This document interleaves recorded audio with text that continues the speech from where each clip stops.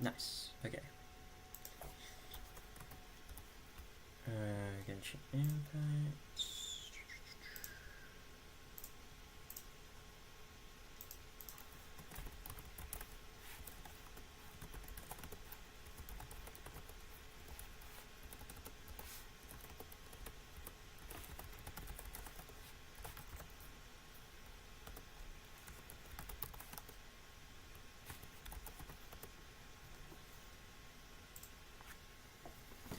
Alright, we should be live.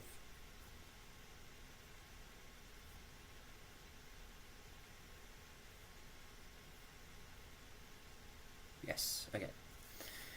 Cool. Hello everyone. We are playing Genshin again. If I'm a bit off this stream, I'm a little bit tired and I've had a couple beers and I'm just sort of like, I'm in a mode of like, you know when you, like before you go to bed, you're just like in a cool down mode, if that makes any sense? That's where I'm at right now, so I'm just kind of chilling. I want to get a character, like story quest done, and we'll see where it takes us. Friends? Is that... That's Chinese, isn't it? I think that's Chinese. I think so. That looks Chinese. I don't think it's Jap. Yeah, it's definitely Chinese. Okay, it's Chinese, I think. Could be Korean. I'll accept anyway. If Violet was here, she'd be able to tell me. But, I don't think Violet's going to be here for the stream, but that's okay. Hey Jawhorn, how are you doing?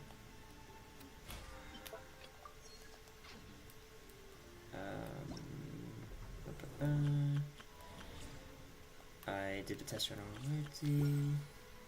Okay, let's go ahead and do commissions first. Let me double check that the thingy's working. Where's the chat box? There we go. There we go. Nice. Yeah, let's go do commissions first.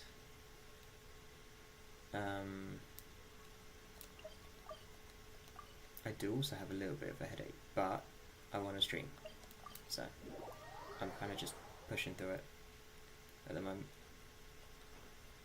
Oh, man, like the change in sensitivity from Brewer to Genshin is just so weird. Right. Offer for delivery.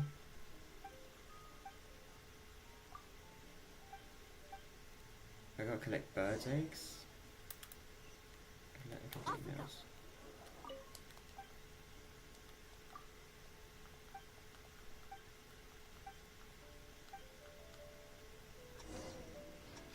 Find Ernest. Okay, this is the one where I TP over here. Oops. Why is Arlecchino on death's door, by the way? What did I do to Arlecchino?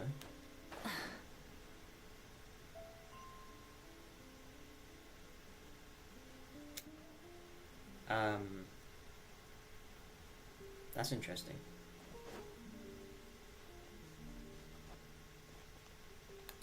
She also doesn't have a burst, so... yeah, that's going to be interesting. I don't think she's at the point where she can't be healed though. No, okay, so Kokomi should be able to heal her? Yeah, there we go.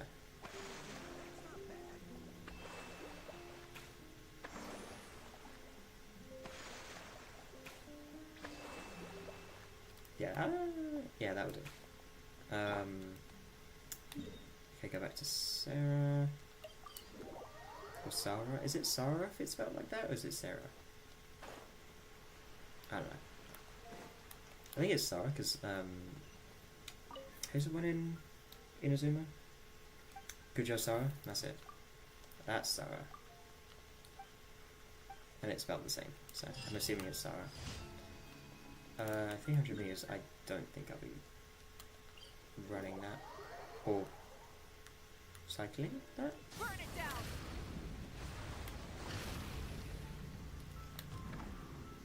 Should be pretty straightforward. It's just defeat 8 opponents.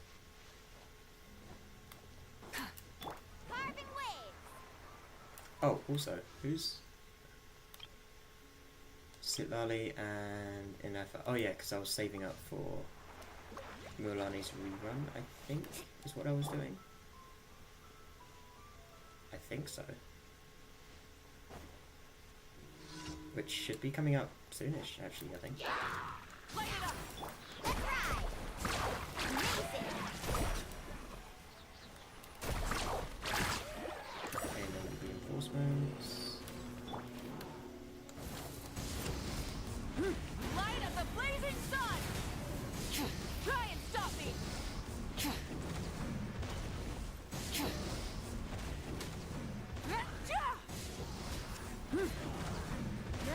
Driving wave.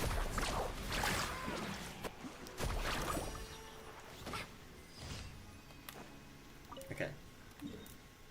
We got here. What's this one? Is this?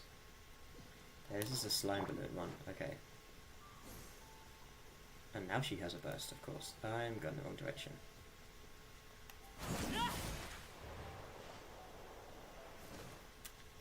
Burn it down.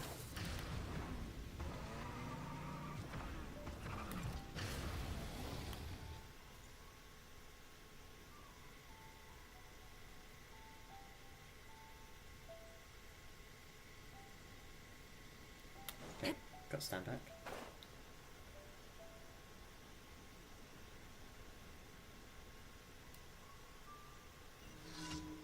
Right, so I've got to sabotage the balloon. Transfix. Let's get that going, and then I can...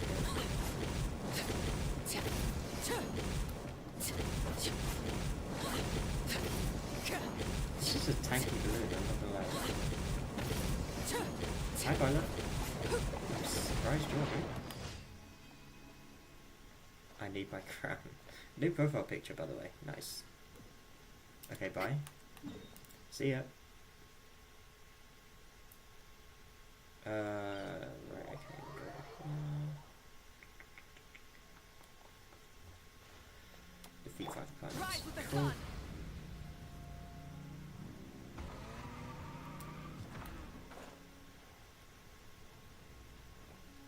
I'll keep up with Genshin, you reminded me to play it.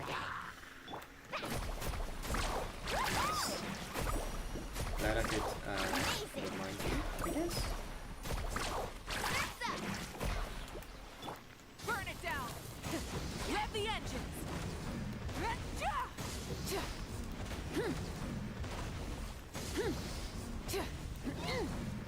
Wrath from the sky.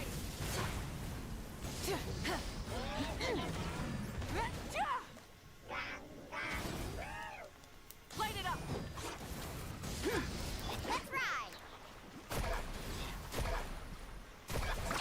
Amazing.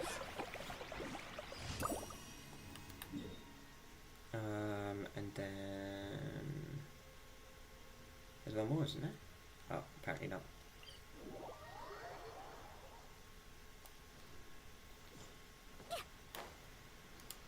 Cool. With it being delisted from PS4, I need to earn a PS5 to continue that. Oh, right. Yeah, I forgot about that. Add Astra. Thank you for completing to Add Astra. Also, I'm not gonna lie. Depending on how we get on, I guess, depending on how many people turn up and chat, this may also be a shorter stream. Just because, like I said, I'm tired and I'm sort of in cooldown mode, I guess. Do I need more? I think I need more. Yeah. Let me highlight that first.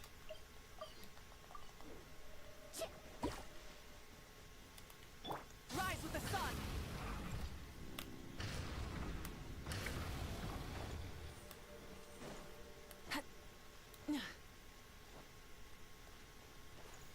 Otherwise I couldn't play anymore?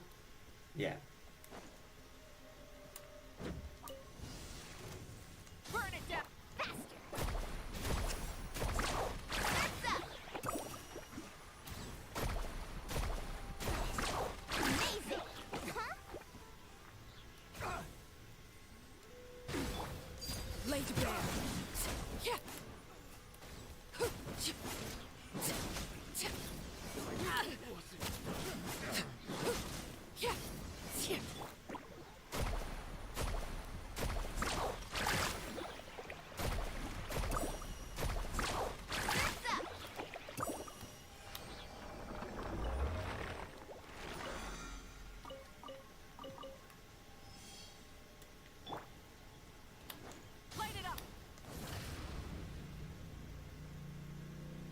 Okay, this one's the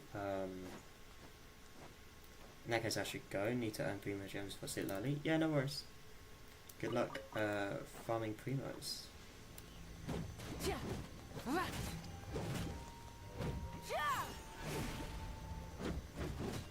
Overruled.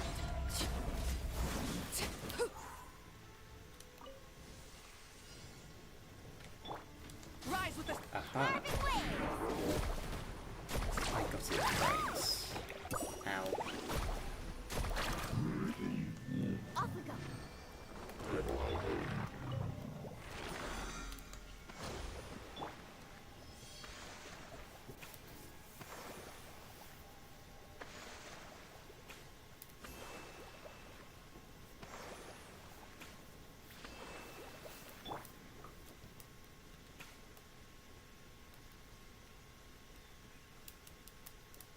Allow me.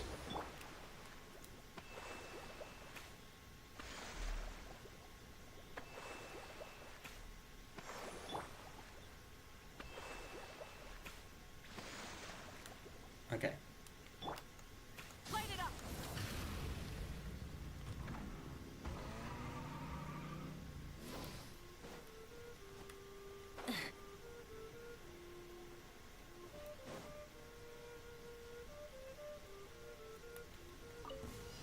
Rise with the sun.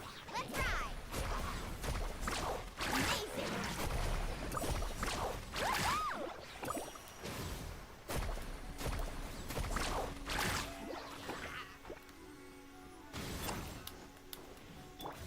Let's shred, Sharky. Okay, nice. Okay. Carving waves. Amazing. Surf's up. Off we go. Okay. This one seems quite far. Oh no, it's not.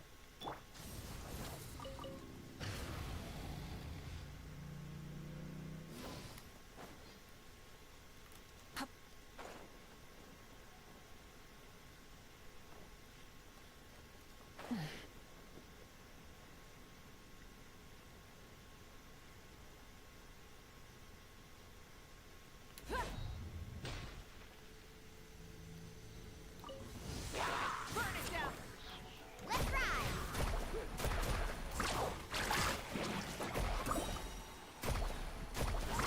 Amazing. Need a surfboard? Check this out. That's the water. Boom. Let's get you. Surf's up.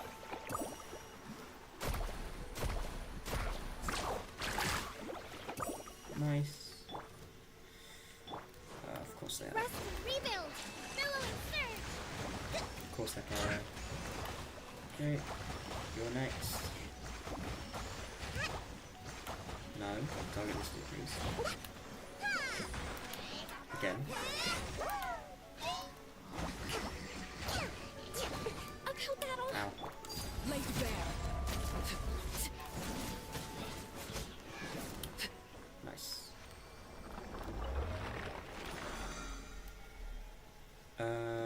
Right, this one's the one that's further away. Okay. Go over here.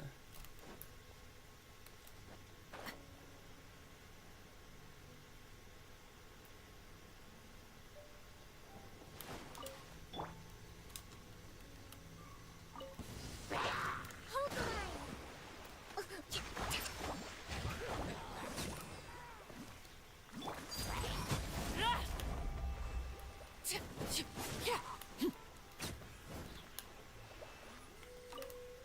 Where's the last one? Of course he's over there. Ow.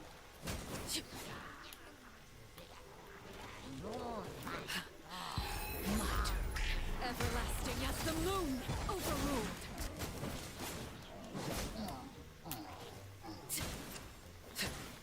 Yeah.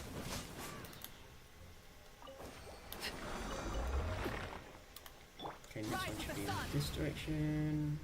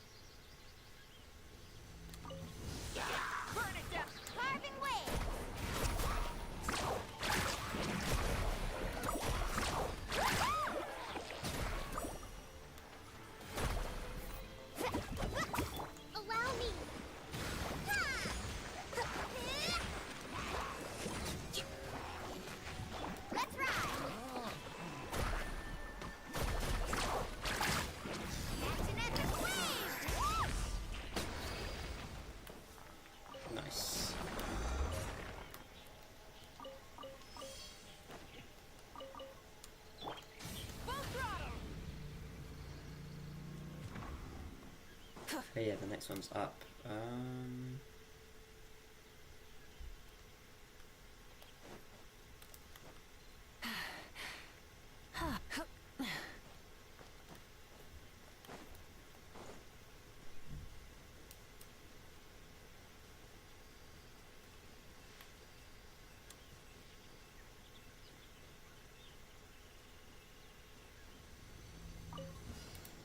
Light it up!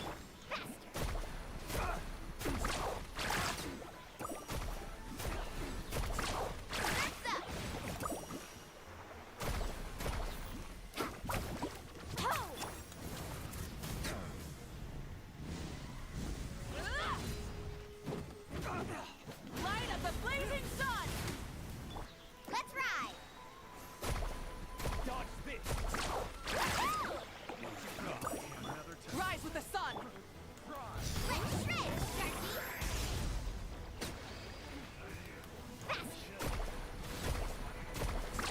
Amazing!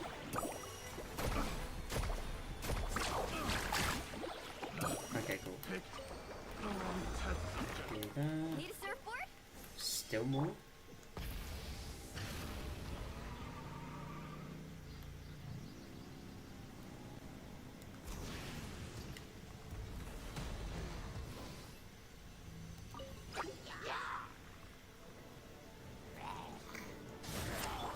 Carving waves! Woohoo!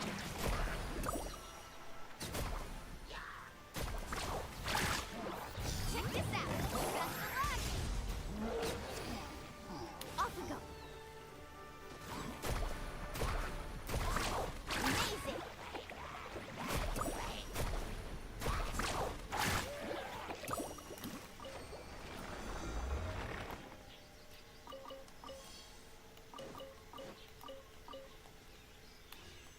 Whoops. Okay, nice. Right, in terms of...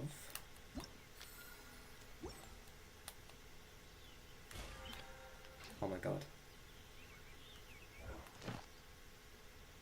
How do I...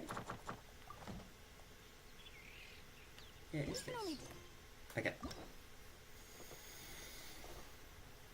Whose quest do I do?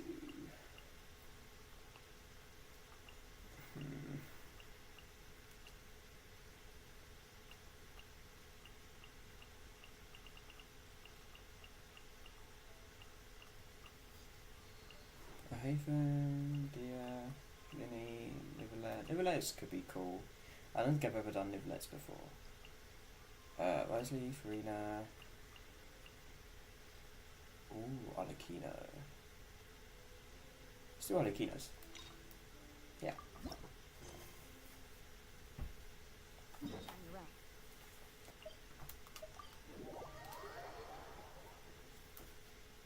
I think I might have done Arlecchino's one before, I'm not sure. Hey, traveler. Paimon. Oh, Paimon knows that voice! Over here.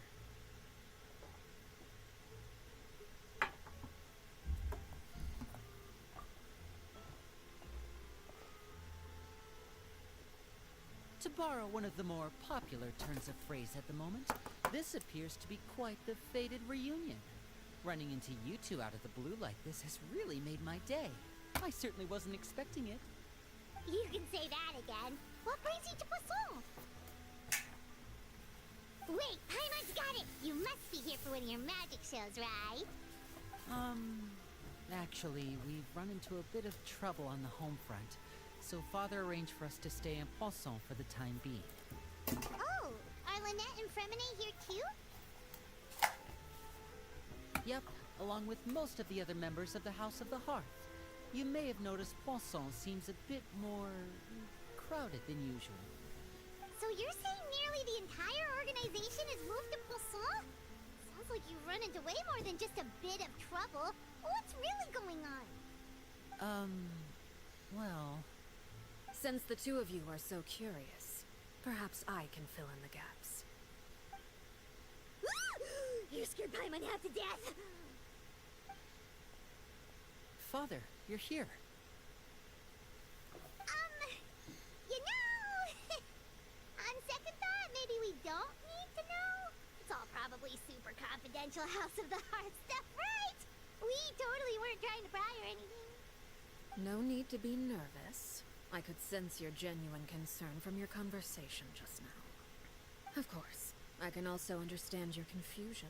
Sending so many Fatui here to Poisson, it's only natural that some might suspect an ulterior motive to be involved.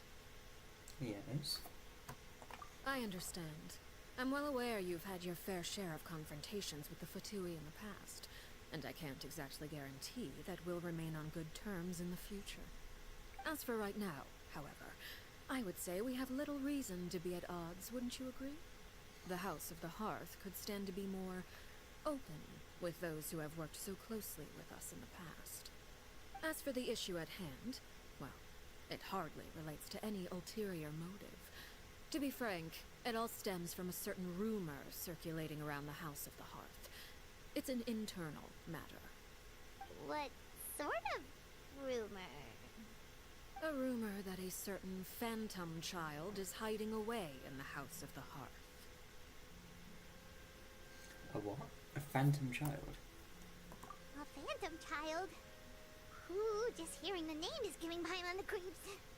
A spirit that should have long ceased to exist is lurking in the shadows of the House of the Hearth. So I decided to bring the children to Poisson before continuing to investigate the situation. I expect I should be able to track down the spirit fairly quickly. After that, it's just a matter of resolving the situation, if you will. It shouldn't be much trouble at all. If you're curious, or if you still have some concerns, it might be advisable to stick around for a few days. I'm sure the children would be exceedingly pleased to welcome some visitors. Lenny, I'll leave you to entertain our guests. I have some matters to attend to. Of course, Father. Interesting, interesting.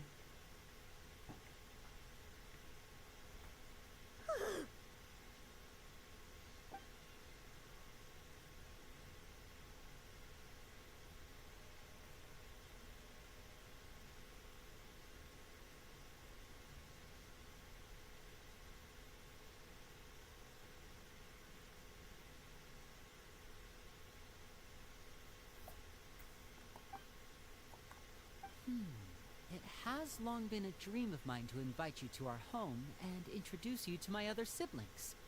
You're quite well known in the organization already. A lot of people have been talking about you, especially after everything with the prophecy. If you're willing, why don't you stay a while and have a little chat with us? Alright. We don't have anything else to do right now anyway. But let's be Sure. clear, we're just gonna be there as guests, okay? Don't get any funny... Oh, wait a second. We're your guests, that probably means we'll be treated to lots of yummy food, right? Of course. During our stay in Poisson, we've been helping out the locals with some fishing. We bring in quite the bounty every day. In fact, today is the perfect chance for me to show you what I can do in the kitchen. Let's go. I'll take you to where we're staying. Nice.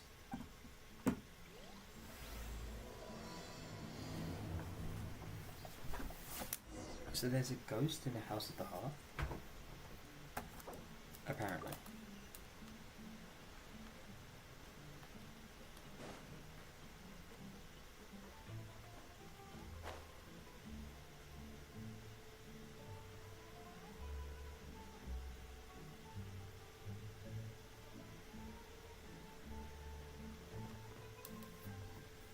We rented this house from one of the locals to use as a temporary base. I'll come back later and tidy up a bit. After that, it should be all ready for you to stay in tonight. Awesome, thanks! So, where are we off to now? Well, when I happened to run into you two earlier, I was actually in the middle of distributing some supplies.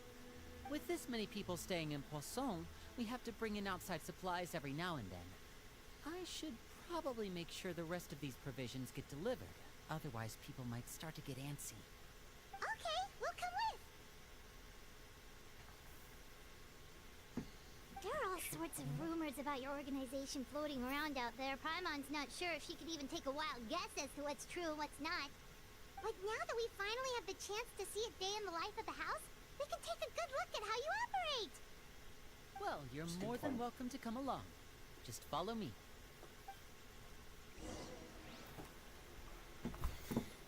Okay, so we're gonna help him distribute supplies. We go up here.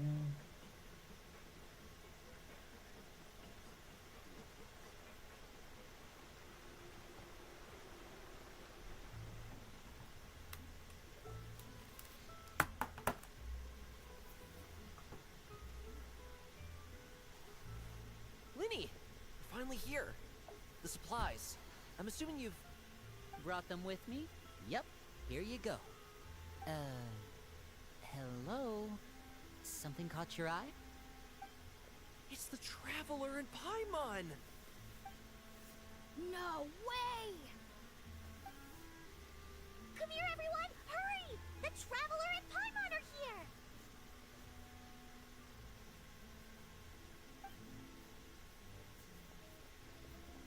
One at a time, please. Don't crowd around them all at once. We don't want to scare off our guests now, do we? Oh, it's alright! Gotta say, Paimon didn't realize we were this famous. Of course! Father and Linny have told us so much about you. Father told us about how you helped Linny. According to her, you're a trustworthy friend. And as far as she's concerned, that's pretty much the highest compliment we've ever heard her give. As you can imagine, everyone's been very curious about you. I heard the Traveler is so strong that she can move a mountain with her bare hands. I heard Paimon eats so much that she can clean out the entire pantry at Hotel Tabor in just 3 days. That's probably Wait a accurate, second, not gonna lie. That's the rumor you heard about Paimon? Oh, not cool at all. No. Oh, wait. When that's pretty guests accurate. visit, you're supposed to give them gifts and stuff, right? Oh, we don't need something like that. Besides, we don't have anything to give to you. Come on, we insist. I can give you some of my new potions. Just pick your poison. And by that, I mean medicine or actual poison. I've got both. Huh? She's creepy. Or Yeah. maybe Shaplo can teach you guys about stealth. He's super good at it. He's never been caught. Ah, now that's not a bad idea. I know you usually prefer to fight head-on, but it never hurts to expand your bag of tricks, right? When it comes to eliminating your enemies, staying quiet can go a long way. Trust me, I would know. Bro thinks it's I Assassin's was Creed. poisoned not too long ago, and I'm still dealing with the after effects. So I'm not quite as good as I was before, but I can still give you some pointers. Wait. When you said gift, I didn't think you meant poison and stealth tactics. But those are the best things we can give you. You don't like them? Ooh, how about this? Tell me the name of someone who really annoys you, and we'll teach him a lesson for you. All right, Fold Selwar. I think that's enough suggestions for now. When it comes to being a good host, it's the thought that counts. You don't need a physical gift to make our guests happy. In fact, pestering them with suggestion after suggestion might make them more annoyed than anything. I would say your enthusiasm has certainly gotten across. Really? Awesome! It's been so long since we've had guests to play with. If there's anything you need, just let us know. Yeah, especially if it's poison or something. I've got all sorts of potions for that. Well, we'll talk to you all later. We've still got supplies to distribute. All right, see you later.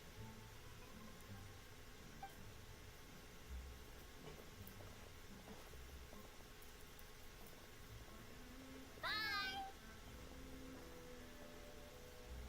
So those are the other members of the House of the Heart, I would assume? Oh, wait. About all that poison and stealth tactics talk just now. Scared you, did it? That kind of talk comes with being part of the House of the Hearth. Yeah, okay. When Foltz was really young, he strangled all of his family pets, just out of curiosity. He was labeled a dangerous problem child and was abandoned by his family.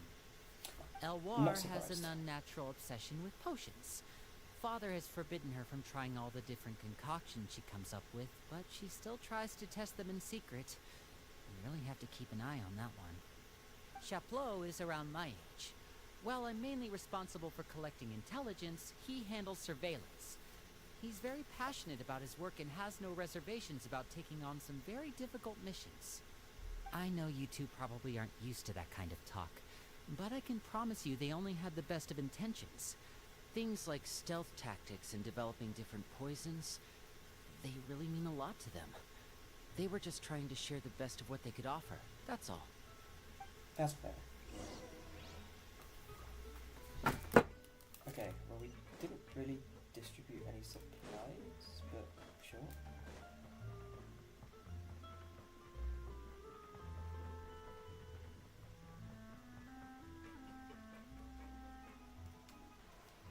Filial, supplies are here. Thanks. And who are these two? Outsiders? Ah, allow me to introduce you. This is the Traveler and Paimon. Oh, you're the famous duo I've been hearing so much about. It's nice to meet you. I heard you've traveled to all sorts of places. Is that true? Of course! pretty We're accurate, making our yeah. way all across to that! Oh, good for you. You must be pretty familiar with Fontaine by now, then. Have you seen the new opera that started running recently? I think it's called... The 4,000 Thieves? Oh, this is the first we've heard of it. It seems like it's going to be fantastic. From what I've been able to tell from the posters, anyway. You should definitely check it out if you have the time. Oh, and there's The Blind Maiden, too. That one is supposed to have audience interaction. Seems pretty interesting. After this mission is over, I think I'll go get a manicure. Oh, maybe I should dye my hair. Wonder how much it'll cost. Is it just Paimon, or do these two seem much easier to get along with than the others? Looks like the House of the Hearth has some normal members after all. I heard that. Oh!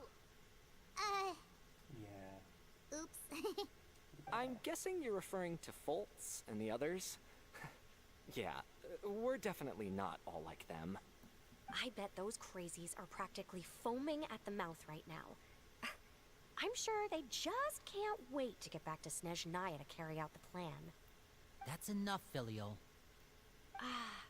Don't talk about family members behind their back, right? Whatever. Let's go. Guess this is goodbye then. If you ever have some time, we should go see the opera together.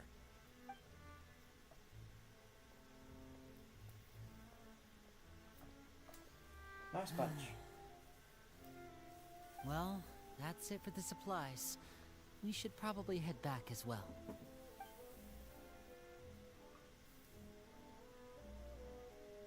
Well, they didn't seem too happy with each other. Seems like there could be something more going on here.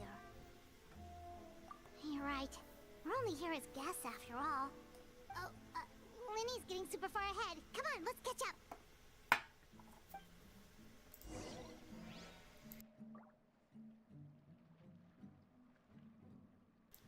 Okay.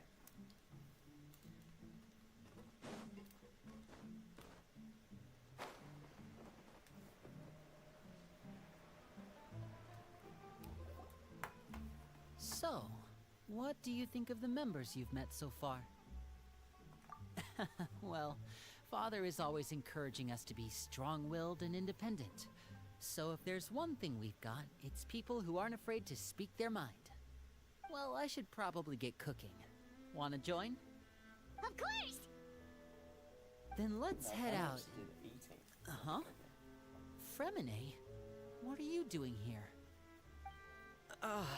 Well, We had a box, didn't we? Remine, nice to see you again! oh, you too. I heard you're here as guests of House of the Hearth. Welcome. We were just going to make some food. Why don't you come along? I could use some help in the kitchen, and I seem to remember you mentioning you wanted to make seafood soup for the Traveler in Paimon. Seafood soup? Oh, Paimon is drooling already. Were you looking for something just now, Fremine? Maybe I can help. It's nothing. I just wanted to see if there were any extra supplies. Yeah, we've got some left over. What do you need? some food and water, and some clean cloth, if possible. Fair No enough, problem. knows where this Give me a house second is, here. I'm assuming. Food, water. Wait a minute. What do you need all of those for? You're not on any missions as far as I'm aware, and you were just going to come eat with us. So what's this all about? I thought I'd grab an extra portion because I get hungry at night. Could be because I'm growing, you know? And... Fremine, you remember what I told you? You're not like me. Your lying skills still need some work. Tell me what's going on. Is it really bad enough that you have to keep it from your own brother? Maybe it'll be better if we gave them some space. Maybe.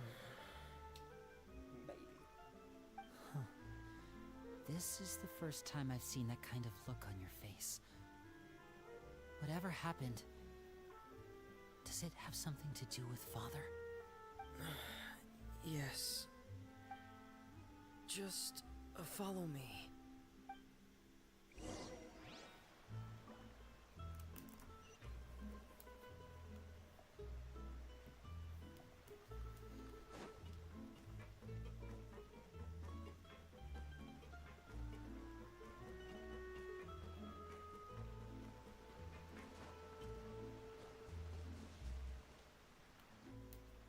You're So what's he back! hiding?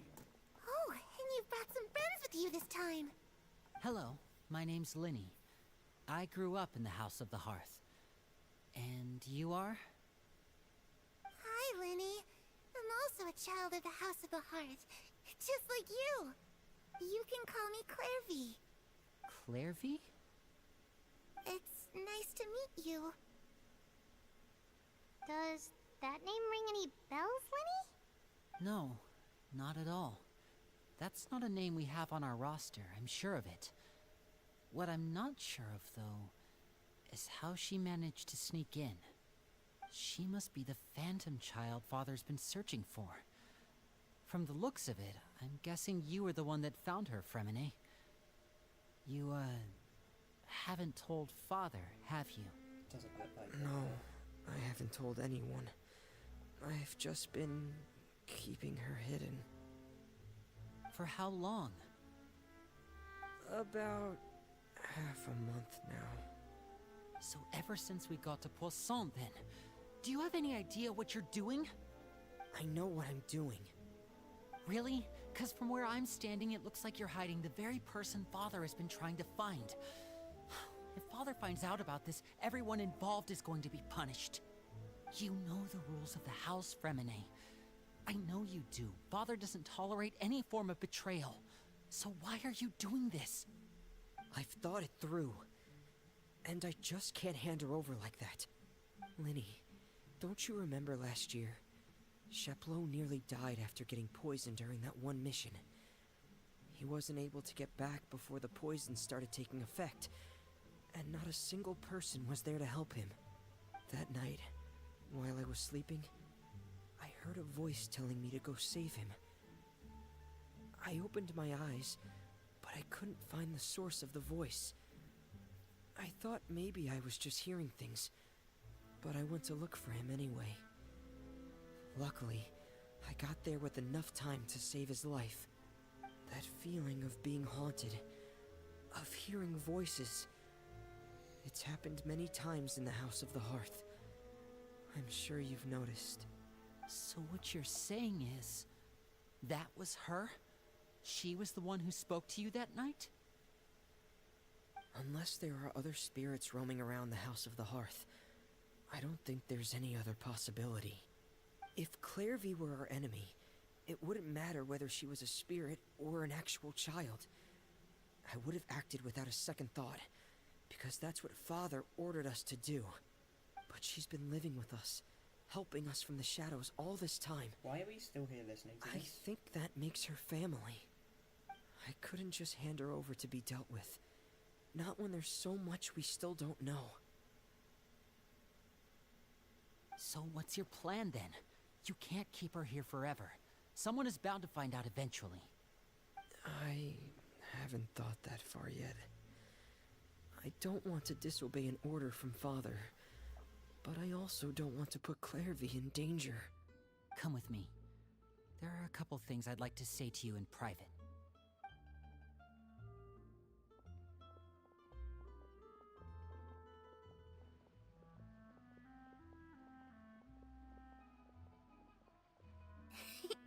Those two sure care a lot about each other. Well, they got a funny way of showing it. From where Paimon was floating, it sure seemed like they were about to bite each other's heads off. No way! They have a really deep bond. I could tell right away, because I also have a friend like that. I just don't know how long that kind of bond can last.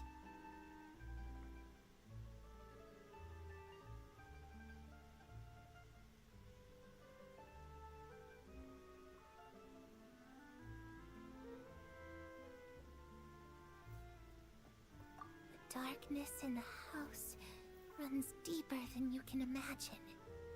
No one can get out alive. I'm sorry, Linny. I really didn't mean to drag anyone else into this. Oh, really? You didn't mean to? 'Cause I, for one, wish you did. Huh? What do you mean? You know, when we were younger, you didn't call me Linny. You called me brother, just like Lynette. We grew up together, the three of us. We were all orphans, all rescued by Father. Of all the siblings in the House of the Hearth, I think our bond was the closest. Later on, when you started calling me Linny, I wasn't actually surprised. After all, Lynette and I are related by blood. We've had to depend on each other to survive long before we joined the house. Linny, The darkest and most difficult moments of my life happened before you and I had ever met. I'm sure that's true for you as well. Even so, Fremine, we've stood by each other for all these years now, and to me, that means more than blood. You and Lynette are the most important people in my life. No one can replace you. So I won't let you face anything alone. Not if I can help it. Oh, looks like things are getting kinda heated between Linny and Fremine. Maybe we should go check on them. I would say heated. Oh, it's raining. I should put my clothes away. Okay.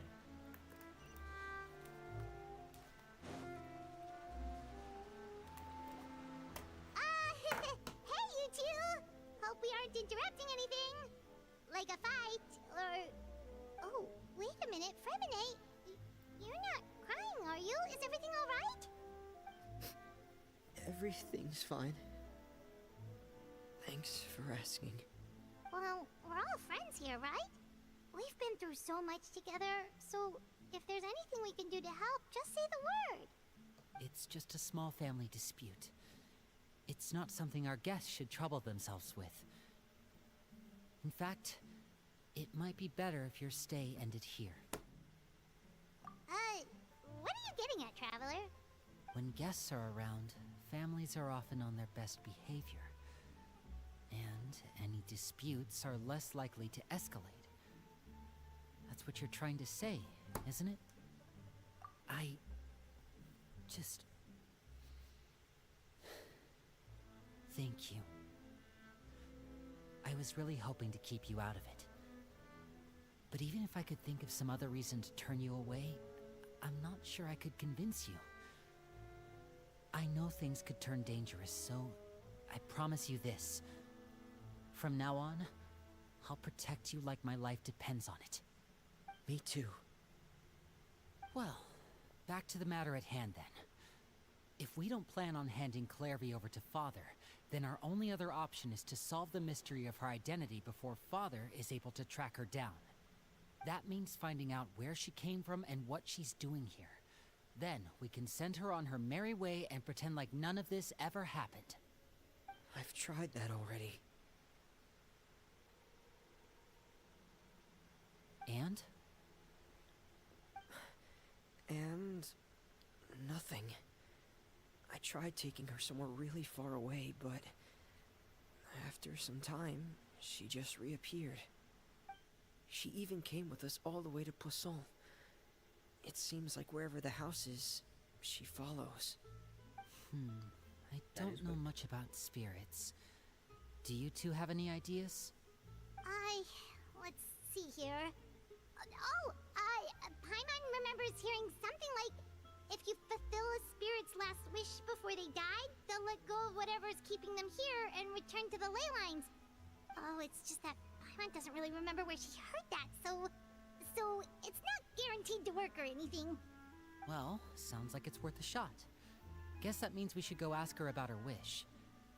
But first, Fremine, I need you to promise me something. What is it? I need you to promise me that this will stay between the two of us. We're the masterminds behind this whole thing. No one else gets involved. Can you do that for me? Of course. I promise. All right. Then let's seal the promise just like when we were kids. Fist bump on 3. Ready? 1, 2, 3. I swear.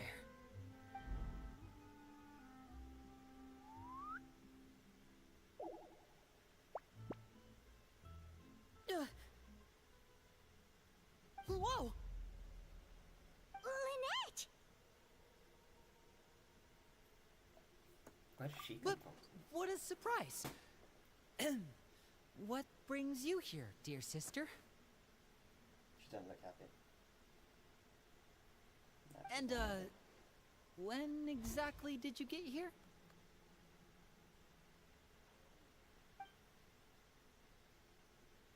Yeah, she's not happy. You're an idiot, brother. And you too, Fremine.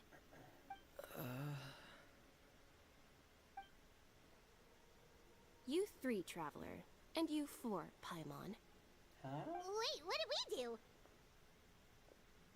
I've seen Clairvy around the House of the Hearth before.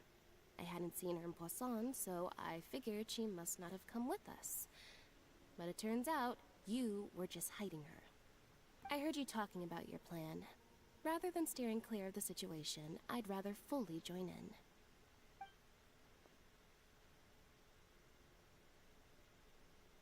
If you don't agree, I'll have no choice but to report everything back to Father.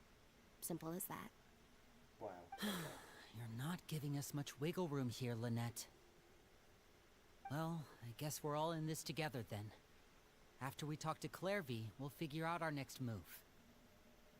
There's no time to lose. Let's go.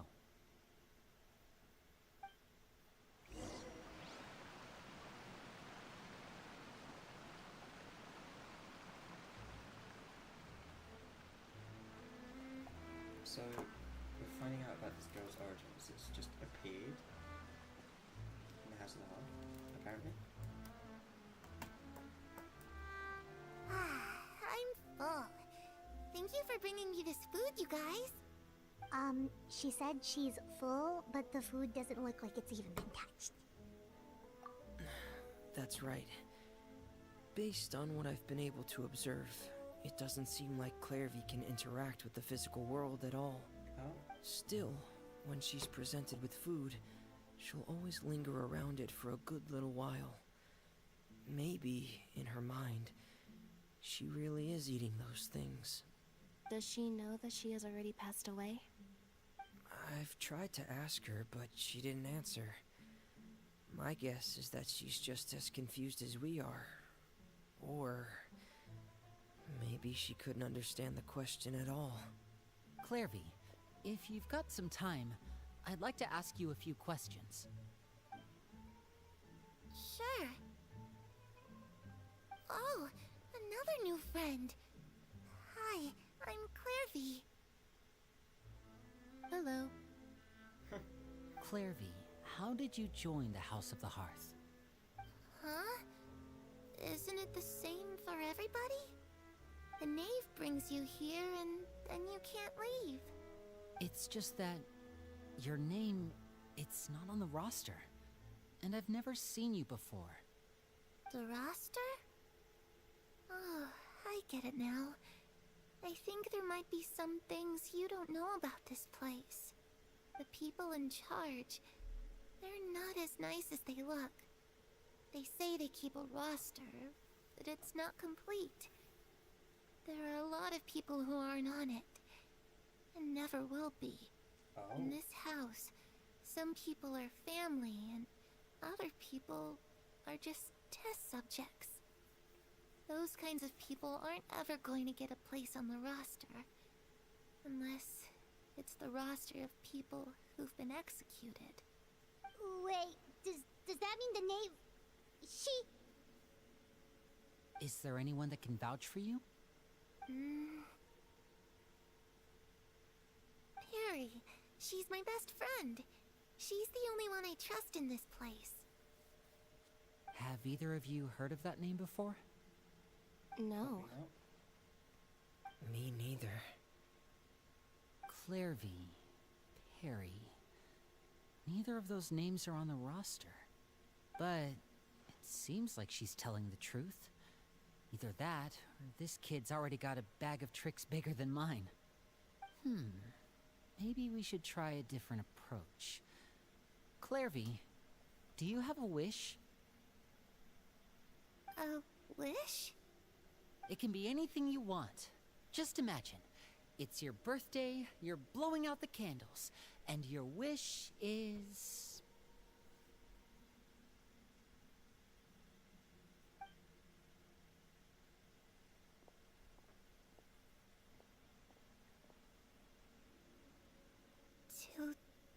To go outside, where the sun can find me. That's... it? Well, that sounds easy enough. The darkness in the house runs deeper than you can imagine. No one can get out alive.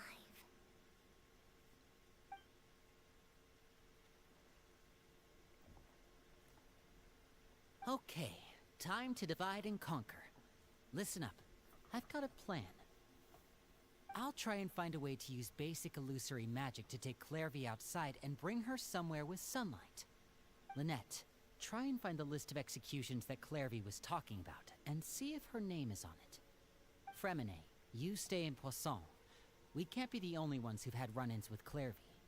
I need you to collect intel on everything she's said and done. Makes sense. Understood. I'll try my best. What about us? What should we do? I really appreciate your willingness to help, but this is a family matter. I don't want to drag you in too deep. It's too risky. Bro, I've just heard everything. Let me think. Since Father considers you to be guests, maybe you could stick by her side for a little while. God. You don't need to do anything except keep up some nice casual conversation. Creepy. Ah, old, you know? Paimon gets it. You want us to distract her. I'll give you a magic bird. If Father suspects something, all you need to do is release it when she's not looking, and it'll alert me that something's wrong. Of course, that's only as a last resort. If Father doesn't seem to notice us, there's no need to make contact. We'll reconvene here tonight after all's said and done. If the worst-case scenario happens and we're discovered, just tell Father everything. We're not going to let our guests get punished for our own actions. That's where we draw the line.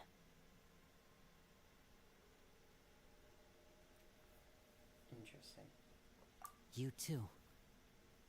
Okay, this is where we part. Father should be at the beach nearby.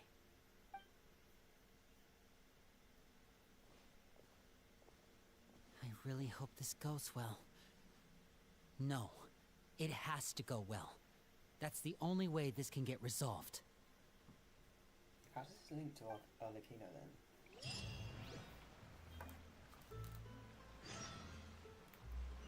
Because I don't think she's just killing children that aren't, like, that she doesn't deem qualified to join the House of the Heart. Like, I know Clairvy said it's darker than you think, but, like, seems a little bit excessive even for, like, Arlecchino. And she seems to actually care about the children, so she wouldn't do it. Light it up! So who's doing the execution? Who's authorizing them even? How does they damage on that? Isn't that high? Until you spell ruler. Oh, Child's here. Oh. It's the knave and Child. Hey, aren't you supposed to be in Snezhnaya recuperating? What are you still doing in Fontaine? Oh, it's you two. I didn't expect to run into you here. I was unconscious for quite a while after the fight in the Primordial Sea. After I woke up, I realized I was being taken back to Snezhnaya, and well, I couldn't have that now, could I? Not when I've still got unfinished business here in Fontaine. So, I mustered up all my strength and made the journey back on my own. What sort of unfinished business are we talking here? Yeah, that was my question. It has to do with Skirk, my master. I really wanted to meet up with her, but by the time I got back, she'd already left. I still have so many questions for her. Without any other leads, all I could do was ask the knave to help me track her down. She must have left behind some traces from her time in Fontaine. Oh, okay, so have you found any clues? Unfortunately, no. While the House of the Hearth is adept at collecting all manner of intelligence, certain existences can still manage to escape our purview. Basically, unless Master feels there's a need to meet with me, she's not going to be found. But that problem has an easy fix. I just need to become stronger, and then... Paimon thinks you should focus on getting better first. Yeah. The worst of it is over. It's all thanks to that one kid from the House of the Hearth. Elwar, I think her name was. She gave me a bunch of random potions to drink. They didn't go down easy, let me tell you. Pain and chills all over. But they really did help speed up my recovery. And that's good, because it looks like I really do have to head back this time.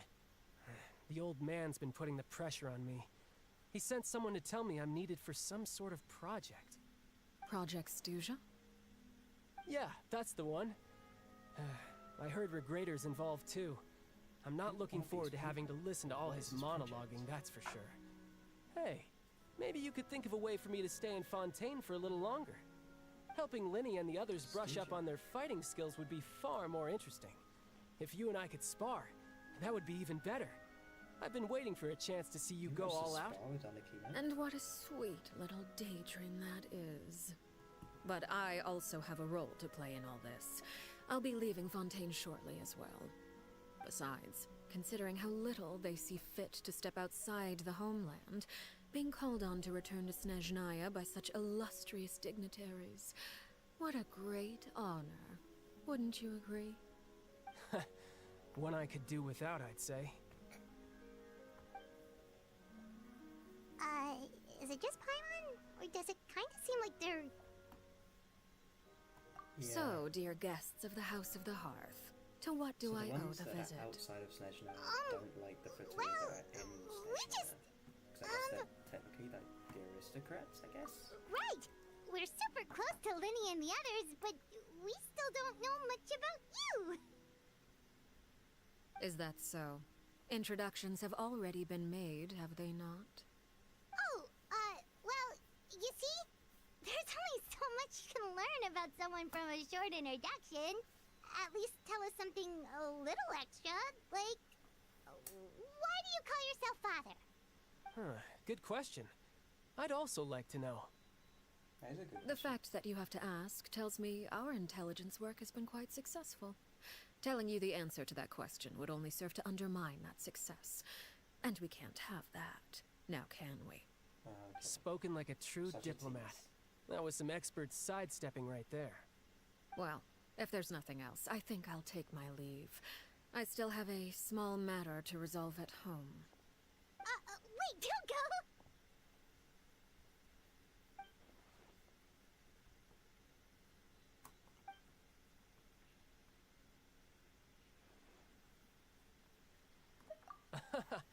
I'd also like to hear the answer to this. Child I've was met really some of the happy to members see of it. your organization, and they all seemed like really good kids. They actually reminded me of Tonya and Tusser. Which, by the way, if you ever betray them, I'm just letting you know, I won't let you off easy. And why would I betray them? Well, you've already betrayed the House of the Hearth once, haven't you?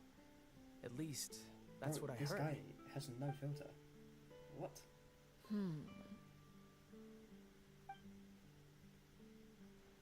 Okay, I admit. That's just what the old man told me. Yeah. The rooster, I mean. Yeah. Backtrack, bro. Back up a bit. Oh, wait. Did you really do something bad to those kids? Never mind what I've done. I'm more curious as to what That's the a mighty yes, by the way. rooster That's a had to yes. say. Care to enlighten me? Ah, well, nothing much.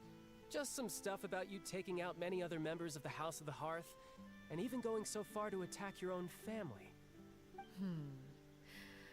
I see. Why is she so calm? She's been accused of Based like, on your some reaction, crazy stuff. I'm guessing it's all a bunch of lies.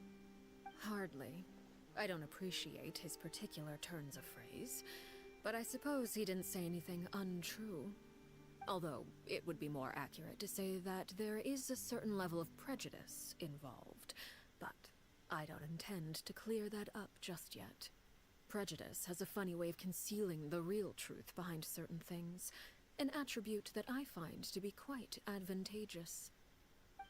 Call yourself a Fontanian, for example, and people will assume all sorts of things, when the real truth is that this is simply the land where I was raised. Huh? You're not actually from Fontaine? But then why did you try to help out with the prophecy and everything? Did I she was try trying help to out? protect the children born in Fontaine. Claiming that I myself was a Fontanian simply made it easier to operate. People would hardly suspect a fellow Fontanian of having any ulterior motives. Who wouldn't want to save their homeland after all? The primordial sea wouldn't have any effect on me, but it would have caused great harm to the House of the Hearth. Well, you wanted extra information, didn't you? There you go. I hope that satisfied your curiosity.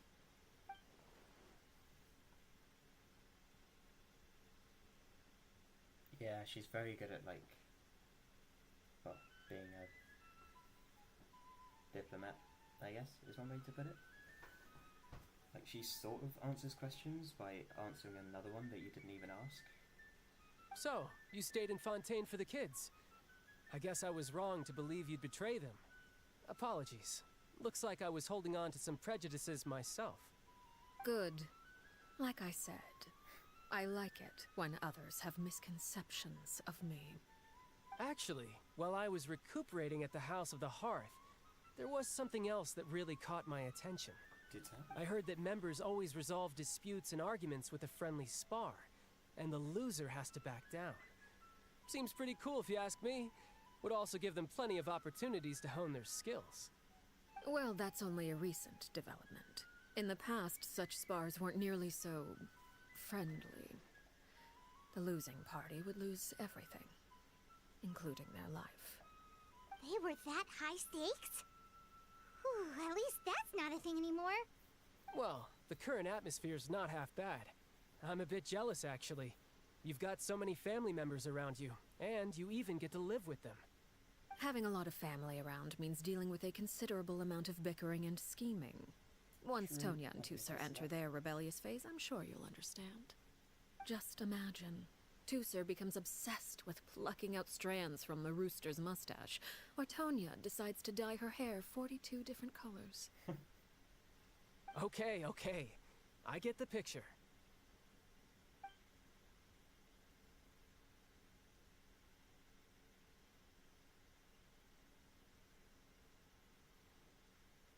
Well, would you look at the time? I should probably get going. Traveler, Paimon, I'm not sure where our paths will cross next, but the next time we run into each other, we should definitely try and find some time to spar. Again, maybe this is a conversation we can have when you look less like you're gonna keel over. All right. Well, thanks for everything, Arlecchino.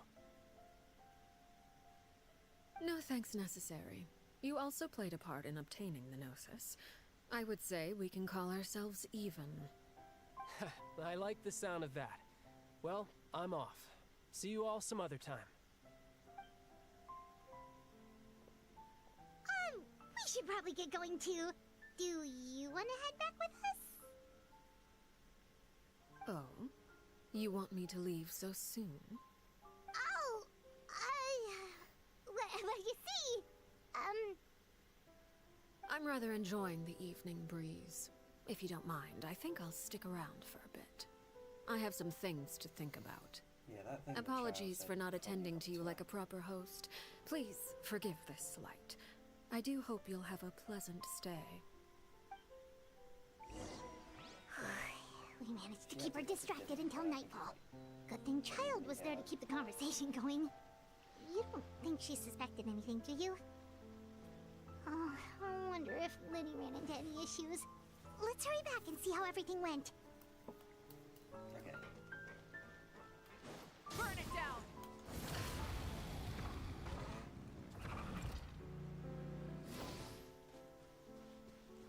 Wait, I can just teleport there, can I? Yeah.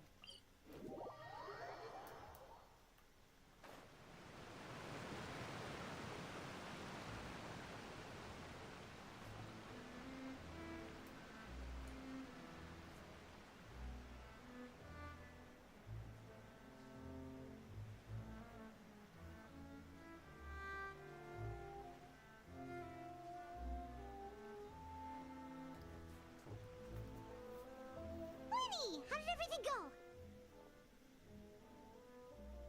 Well, long story short, we ran into a small issue. Clairvy can't go into the sunlight. Oh. Everything was fine at first. She followed me up to the surface just like I told her.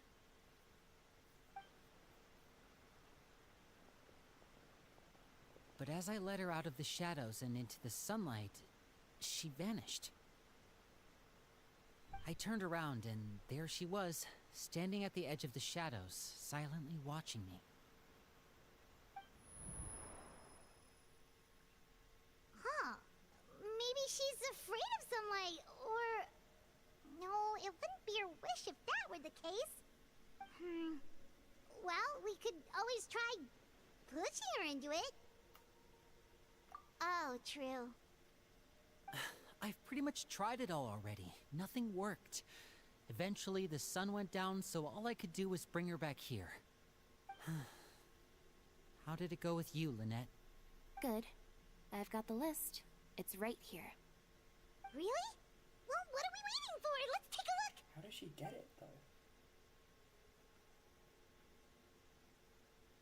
Oh, that's a lot of pages. Oh, it's gonna take forever to get through it all. The execution We can list? each take a section. Here. La Pouillade, Landois, Chambert, Horaire.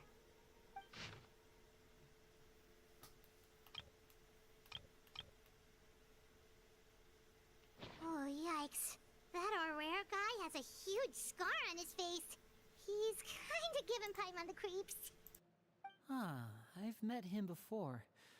The scar is from an injury he received during a mission. I still remember him joking with me about it. He said any future lover would take one look at him and then lose all interest. Did he say anything else? Well, I asked if there was someone he was interested in. He said no, and that's where our conversation ended. It was only later that I learned he really did have someone he liked. He risked everything to escape so he could be with her, but it didn't work. One day, Father asked to see him, and, well, I never saw him again after that. Wait, so that means I'm gonna go to the Nave, toilet, I'll be right back. It may seem cruel, but it's just one of the rules of the house. Betrayal is not to be taken lightly. We know too many secrets to come and go as we please. So, if you do try to leave, you pay with your life.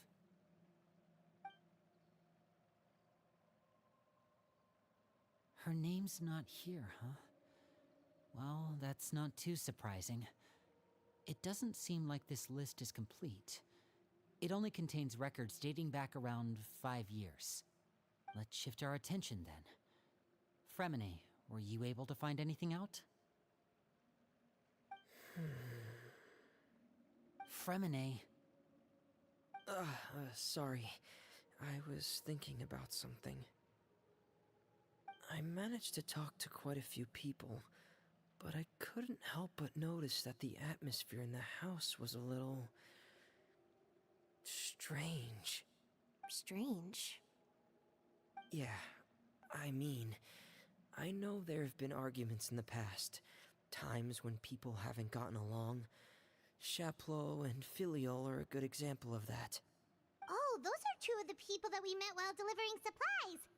Paimon can see how they might not get along. They had very different vibes, and their, interests seem to be pretty different as well. That's to be expected, actually. Father brought us all here, shared her knowledge with us, taught us how to fight. That's one thing we all share.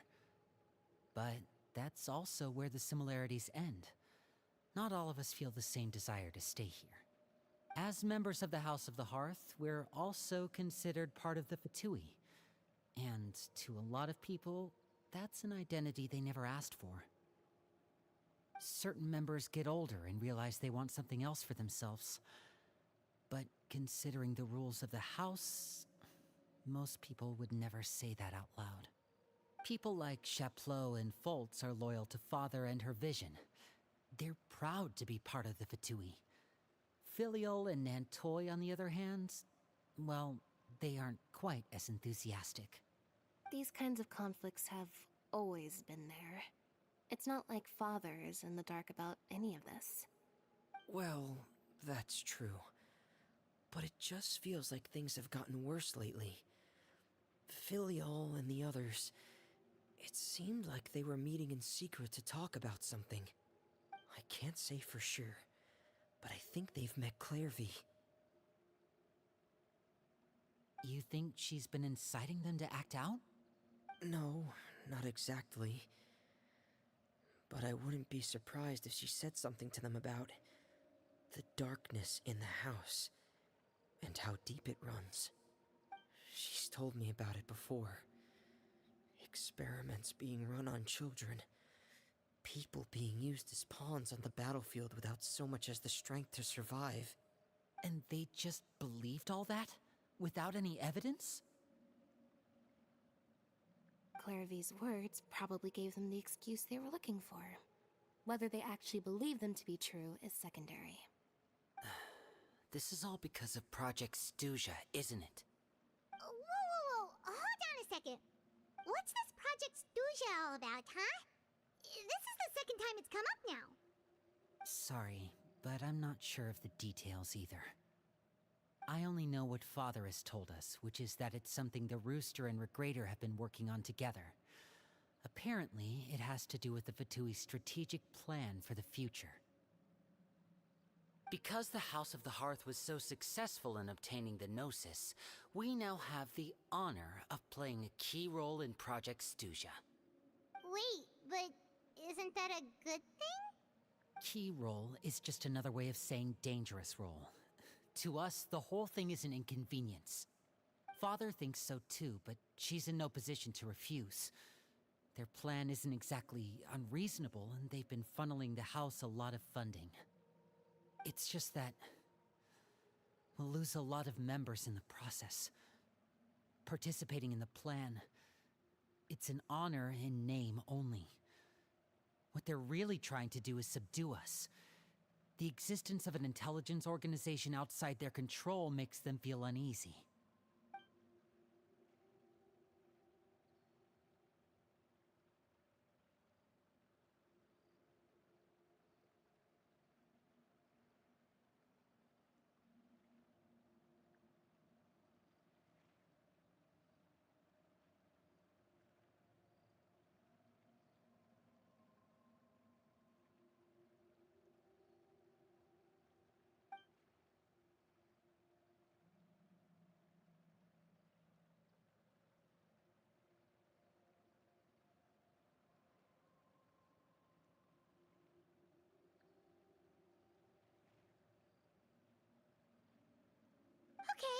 super complicated top secret Fatui business aside, what does all of this have to do with the conflicts you were talking about earlier?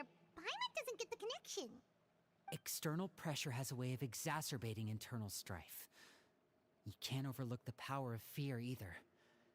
People are afraid of dying, and that fear is often the impetus for a lot of stupid decisions. I thought resolving the Clairvy situation would make everything go back to normal, but it looks like things are more complicated than I thought. If we leave Filiol and the others to their own devices, sooner or later, Father will be forced to take action. We can only focus on one situation at a time, brother. You're right. Even if we confront Filiol and the others, it won't do any good. It might even make matters worse. We should focus on Clairvy for now. Well, it's getting late.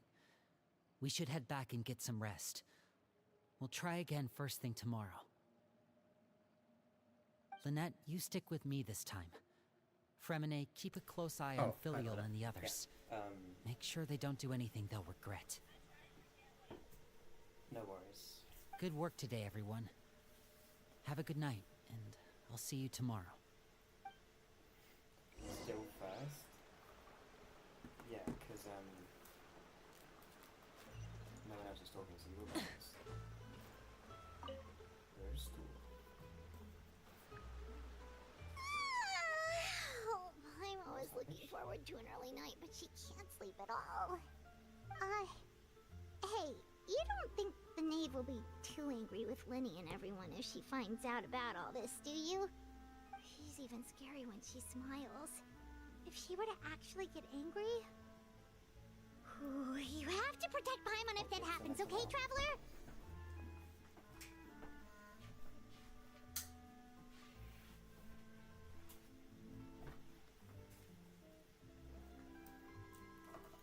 Oh, well, in that case, we should just plan on running away. We'll grab Lenny and the others and we can make a break for it as fast as we can. Look over there! Quick, let's catch up with her before anyone sees.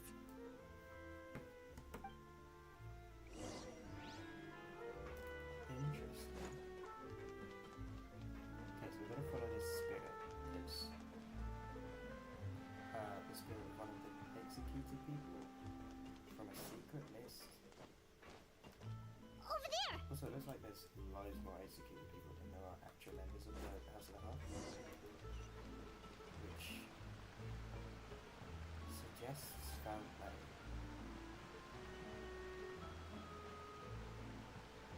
Something isn't right here, and I'm not entirely sure if it's Oh, where is she going? this time. Oh, if someone sees her, we're toast! Father.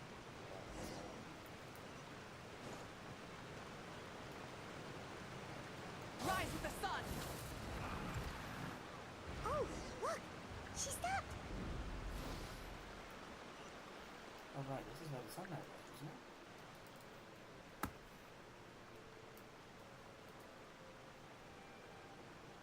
Clairvy! Shh. I opened the window while no one was looking. Look how pretty the outside is. If only I could have more than this. You probably think I'm being silly, huh? All this hopeless resisting. It's better to dream of what I could have than try to make it a reality, right? Please, help us get on the same page here, Clary. We need you to tell us what you know. Can you do that? Sure. Although, after you hear all this, I think you might regret that decision. Everyone in this family is nothing more than a tool. Something to be used and exploited. We're all expendable. Including me. As long as you're useful, you get to stick around. Lose your value. You're handed over to the doctor, experimented on, and given a fate worse than death. I've seen it happen again and again, and I've had enough. You're saying the knave did all that? It's just, that doesn't seem like something she would No, do. exactly. She's scary and all, That's what I but was thinking. it seems like even she has lines she wouldn't cross. Yeah. I knew you wouldn't believe me. Everyone thinks she's a good person. They all think of her like a real mother. Mother? But she doesn't deserve that title.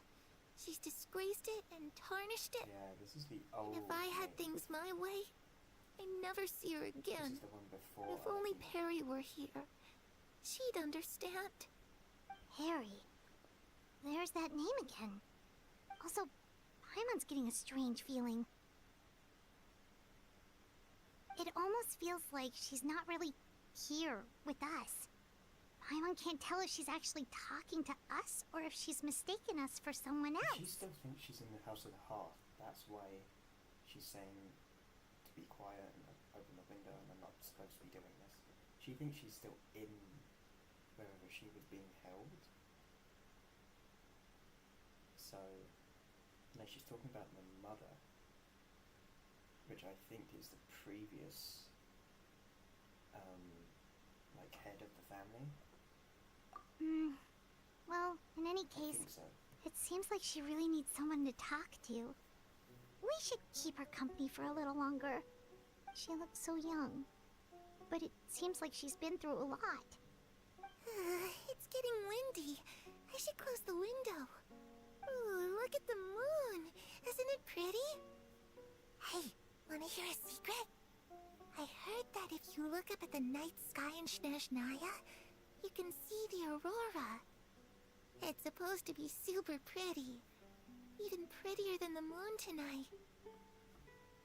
Perry and I promised each other that once we're older, we're gonna go see it together. But I can't find her. I'm worried she's also been... No, that wouldn't happen to her. She's special. Mother likes her a lot. We should really go talk to Mother, but we just fought. She doesn't want to see me, and I'm too scared to face her. What should I do?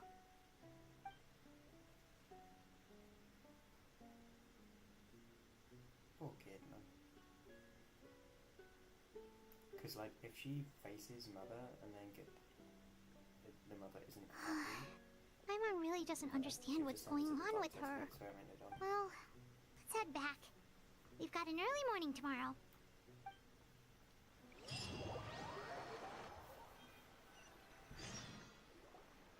All right, looks like we're all here. Let's go ahead with the plan. Oh? What is it? What makes you ask that? Well, we kinda ran into Clairview last night, and that's what she told us.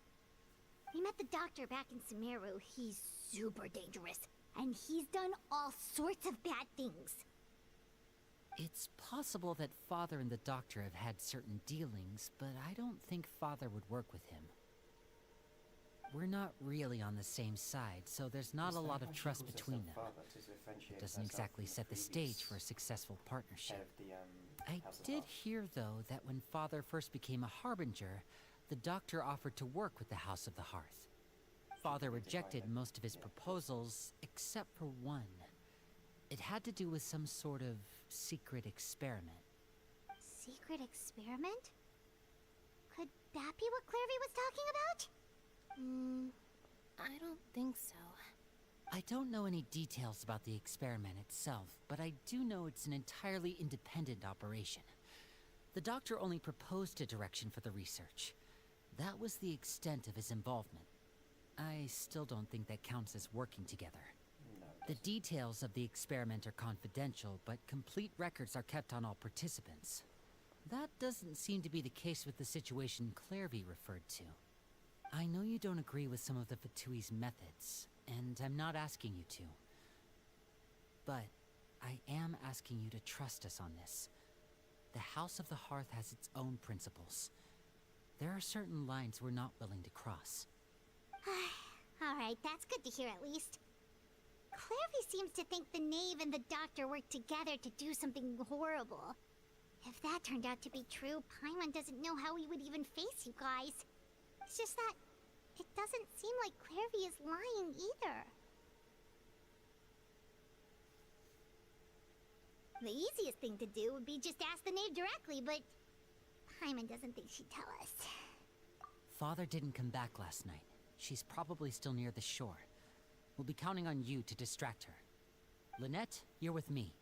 Fremine, you know what to do. Be on your guard, everyone. All right, let's get to it.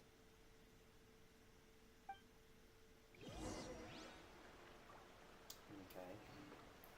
Interesting. So we'll go to the seaside and look for... Light it up!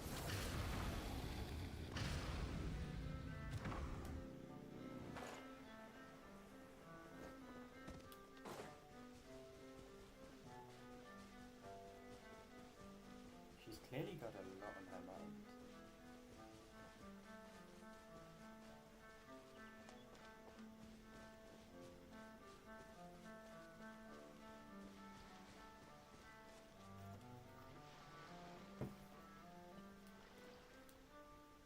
Ah, it's you two again.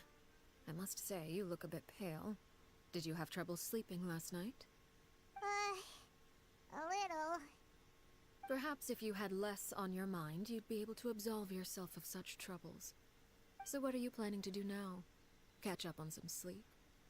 Or should I give you some time to rack your brain for a topic to discuss before I ask any questions? Although I must profess to being curious. Without Child here, how do you plan on distracting me? Us? Distract you?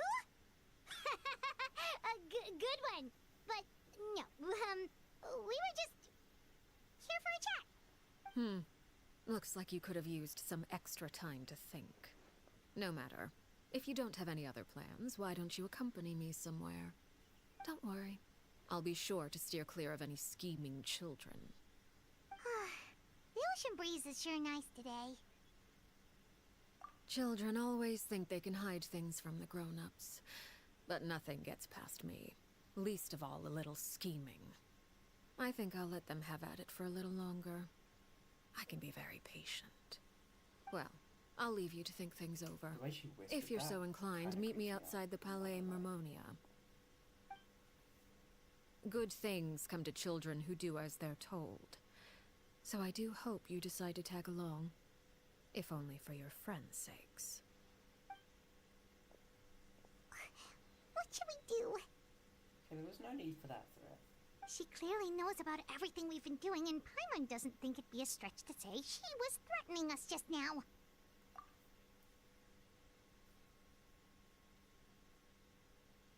Oh, good idea.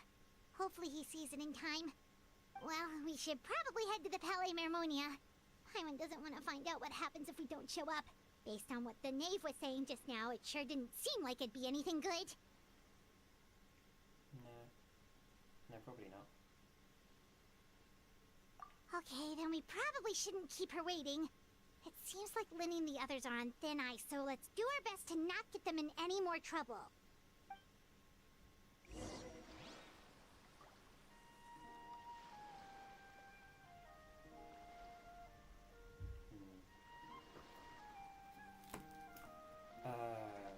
So Full House is a court fontaine, which is over here. Okay. Nice. Seeing as we still have some time before my meeting, we might as well enjoy some pleasant conversation while we wait. I'm glad to see you get along with my children. Being surrounded by good companions is necessary for a child's development. You're not planning on doing anything to them, are you? I assume you're referring to Linny, Lynette, and Fremine. Although, there's that situation with Filial and Nentoy as well. It appears quite a few people have been acting out lately. No matter. I'm not one to discriminate. All those who betray the house meet the same fate. There are no exceptions. Does that mean you're going to kill them? Oh, are you here to beg for their lives? I'm sorry to disappoint, but the rules of the house change for no one. In my organization, everyone is responsible for their own actions. But don't you care about them at all? They really respect you. They even call you father. You must feel something for them. Any organization in which feelings come before principles is one destined for ruin. The House of the Hearth is hardly an exception. You could say our principles are more stringent than most. Perhaps I can offer you this consolation at least. As our guests, you two will not be held accountable along with them. I would imagine Linny, Lynette, and Fremine will be able to keep their lives. As for Filion and Toy and the others, I'm afraid there's little I can do. They can try to escape, but once you know our secrets, there's no getting out alive. But that's awful. She does. She does generally seem kind of You sad. seem concerned. Out of consideration for my guests, I suppose I could turn a blind eye for a little longer. If Linny and the others manage to dispose of Clairvy in the meantime, all evidence of their wrongdoing will be lost. In that case, I could hardly punish them for something I couldn't prove. If their efforts are unsuccessful, on the other hand, all will be held accountable. And the punishment will be severe. Of course. Oh, and here, I believe this belongs to you. Do try and keep better track of it next time. It takes a considerable amount of time to train a bird like this. It would be such a pity if you were to lose it. Permanently. Wait, where did you get that? Oh wow. She really. Well, I'm afraid that's all the time we have to chat. Now, for the matter at hand. I asked you to meet me here because I have business at the Palais Mermonia. It has nothing to do with you, but I think it would be prudent for you to stick by my side for the time being. There will always be time later to run off and tell Linny what you've learned. Well, time to go. Looks like we wrapped things up just in time.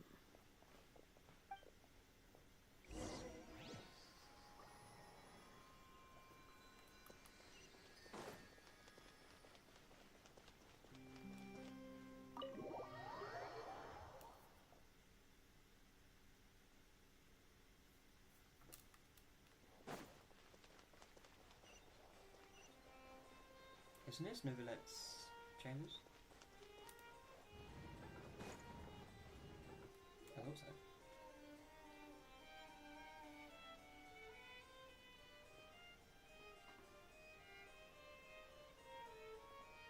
It's been a while, Monsieur Neuvillette. I must say, I wasn't expecting my meeting request to be approved quite so quickly. The Palais Mermonia operates with an efficiency worthy of admiration. It is only right that an esteemed diplomat such as yourself should be afforded the proper level of respect. Although, if I may speak plainly, I must confess that I did not anticipate we would have the occasion to meet again after presenting you with the Gnosis. I see you brought the Traveler and Paimon with you as well. If I may inquire as to the purpose of your visit. I'll be departing Fontaine shortly. There is, however, an outstanding matter that I would like to see resolved before I go. It requires a rather lengthy explanation, I'm afraid. So I took the liberty of explaining everything in this proposal. Please review it at your leisure, Monsieur Neuvillette.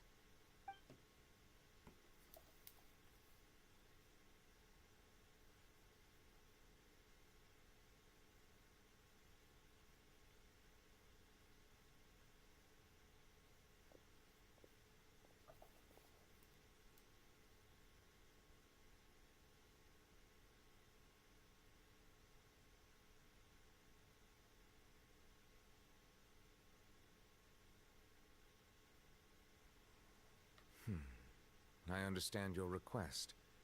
However, at the risk of causing offense, I must admit that I fail to see why you would wish for such a thing. I heard you have a certain fondness for water tasting, Monsieur Neuvillette, so allow me to use water as an analogy. A family is like a large body of water with countless rivers flowing in and out. As someone who watches over this system, I would hope that each river that flows from the source will eventually reach the ocean. Of course, objectively speaking, I know this is impossible. Most of the rivers will dry up along the way, disappearing into the ground and leaving nothing but a barren riverbed behind. Not all rivers are destined to reach the ocean, but I would not see their existence rendered meaningless.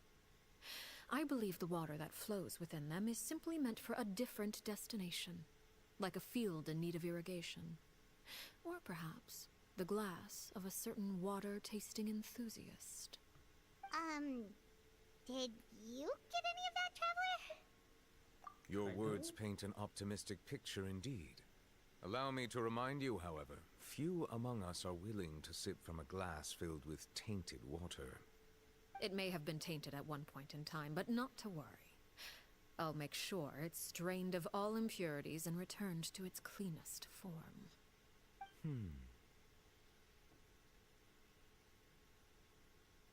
I seem to recall there being a transactional aspect to your proposal. Perhaps you could expound on that? If you accept my proposal, Monsieur Neuvillette, I will gradually withdraw my forces from Fontaine. And, unless absolutely necessary, I will no longer carry out any special missions within Fontaine. I presume I can take your words to mean that, in the future, cases similar to the Tartuffe assassination will cease to cross my desk? Tartuffe?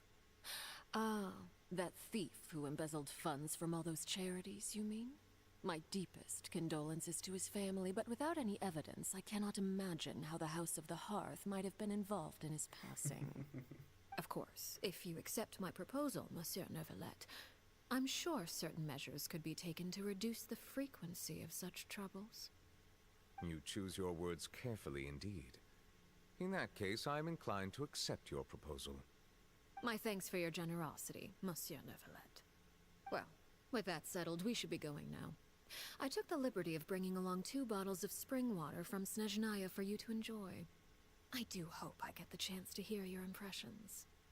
Perhaps at our next meeting, yes? Indeed. I trust you would not overlook your commitment in the meantime. All right, Traveler Paimon. Time to go.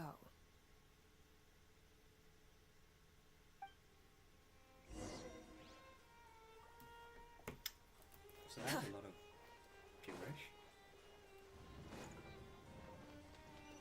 Rise with the sun! Rev the engines!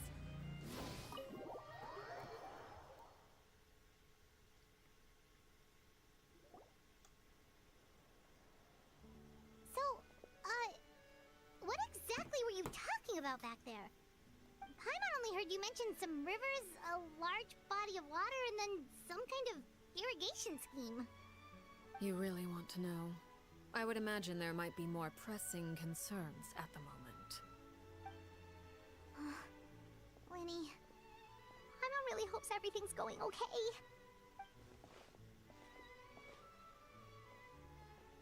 Oh, Paimon recognizes that look. You've got your thinking cap on, don't you, Traveler?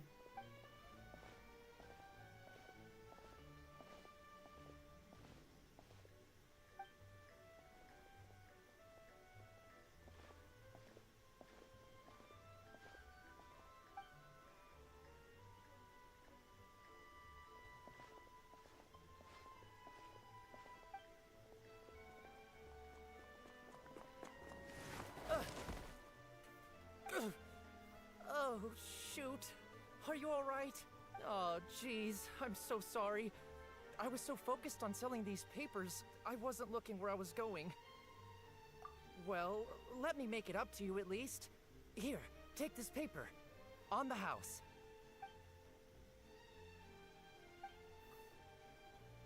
Oh, you don't have to give us anything. Please, I want to. It's not like I'm short on supply. All the extras will be useless come tomorrow anyway.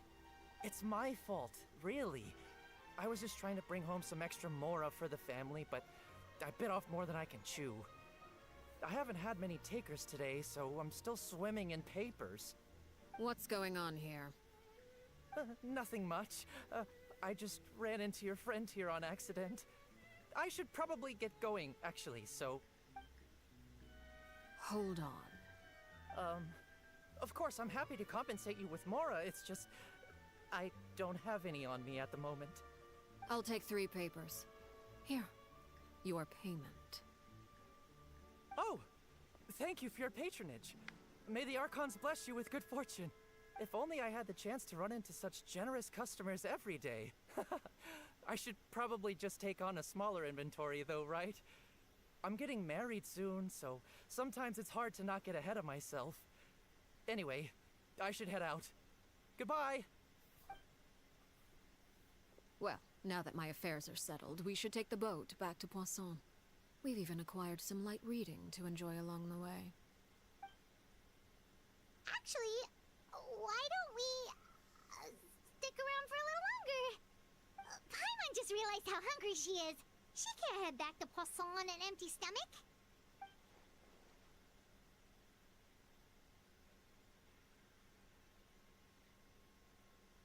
It appears you two are under the impression that delaying our return will somehow alter the situation in your favor.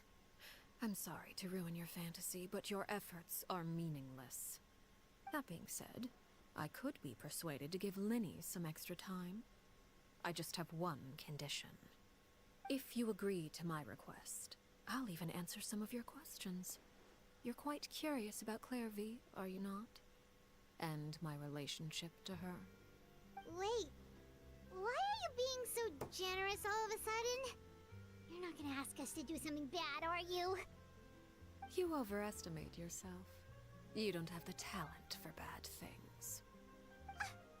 Then what can you possibly... The most important consideration in a negotiation is that both sides receive something they want. Demands and threats only get you so far. Wonderful. Here it is. When the time comes, make the choice that you deem most appropriate in the situation, and lend your help to the House of the Hearth. Okay, sounds normal enough. But what do you mean, when the time comes? When is that supposed to be? That is for you to decide. Then we have a deal. Follow me.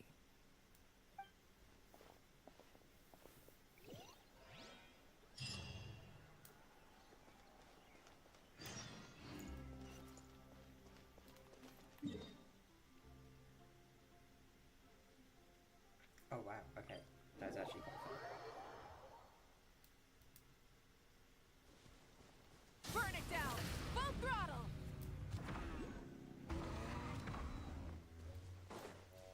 Let's ride!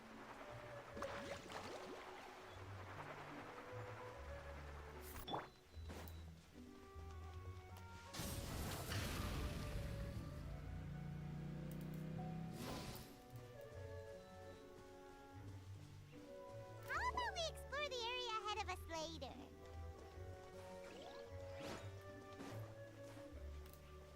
Rise with the sun!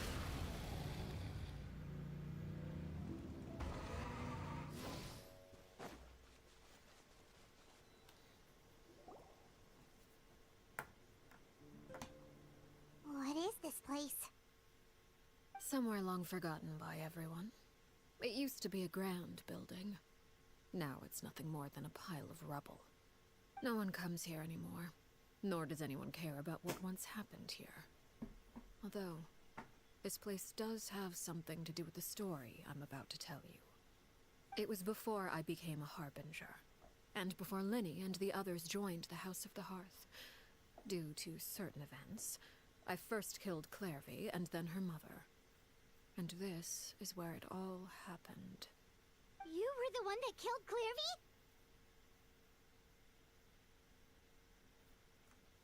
Patience now. Allow me to explain Clairvy's side of the story first. I'll start from the beginning. Clairvy was 6 years old when she was brought by her mother, Crucibina, to live in the House of the Hearth. From the outside, it seemed like a fairy tale. A thriving family made up of kind adults and friendly children. Crucibina was the knave at that time, and the House of the Hearth was under her control. She was Clairvy's mother by blood, but she was also the mother to all the children in the house. Clairvy was happy here, for a time. But she quickly realized that being part of this family wasn't a fairy tale at all. It was a kind of purgatory. Purgatory? Exactly. The House of the Hearth takes in war orphans from all over Teyvat. But as for how to raise them, that depends entirely on the person in charge. I thought so. Crucibina came up with a novel idea. She would teach the children to fight, force them to duel each other, and then crown as the king of the house the child who proved themselves most worthy of inheriting her title. It's difficult to estimate the number of children who died or were maimed in the process. There's little I can say about the ones who died. The ones that emerged with permanent injuries, on the other hand, well, they still served a purpose. They would be handed over to the doctor to be experimented on, or sent away on dangerous missions. Nothing more than tools to be used and then discarded. So those were the experiments Clairvy was talking about. But what actually happened to her? You said that Clairvy was Crucibina's daughter, so if Clairvy tried to convince her to stop what she was doing, Crucibina probably would have listened, right? Despite being Clairvy's mother, Crucibina cared little for her daughter. She forced Clairvy to join the House of the Hearth only as a means to demonstrate her own impartiality as a mother, to prove that she treated all her children equally. Clairvy did try to convince her mother to change her ways, but it was to no avail. After her efforts failed, the only other option was to rise up and try to fight back. Unfortunately, the other children had already been thoroughly indoctrinated into the illusion of happiness Crucibina had created. Of course, there was one exception. Someone Clairvy's age who knew the truth about the House of the Hearth. Her name was Peruere. Wait, the friend that Clairvy mentioned? Friend, huh? I suppose we can call her that for now. Clairvy was a cheerful and passionate person with a tenacious spirit. Peruere, on the other hand, was rather cold-blooded. Her cold-blooded nature allowed her to see through Crucibina's facade. Yet, it was also this cold-bloodedness that prevented her from acting against it. At least at first. While Clairvy longed for freedom, Peruere was convinced that, amid all the fighting and violence, she would make it until the end. Despite their differences, the two became fast friends, united by their knowledge of the truth. Clairvy told Peruere that she hoped to create a real family, where no one would be killed or sacrificed. There may have been a certain naivete to her ideas, but Clairvy proved her determination many times over. She tried countless times to run away, ask for help, or expose the truth. But her efforts only earned her beating after beating. The only thing that kept her going was her strength of will. Even with her body racked with pain, she would still stand on her tiptoes and open the window at night. She and Peruere would look out at the moon together, a fierce longing for freedom shining in her eyes. But one day that light simply vanished. Oh no. What happened? Her hopelessness resulted from a culmination of things. 10 years had passed. 10 years worth of failure after failure. She and Peruere weren't children anymore, but finding any chance to escape still seemed as hopeless as ever. It was during this time that Peruere suggested a new plan. If escaping was out of the question, why not take down the very person sitting on top of this throne of lies? Mother herself.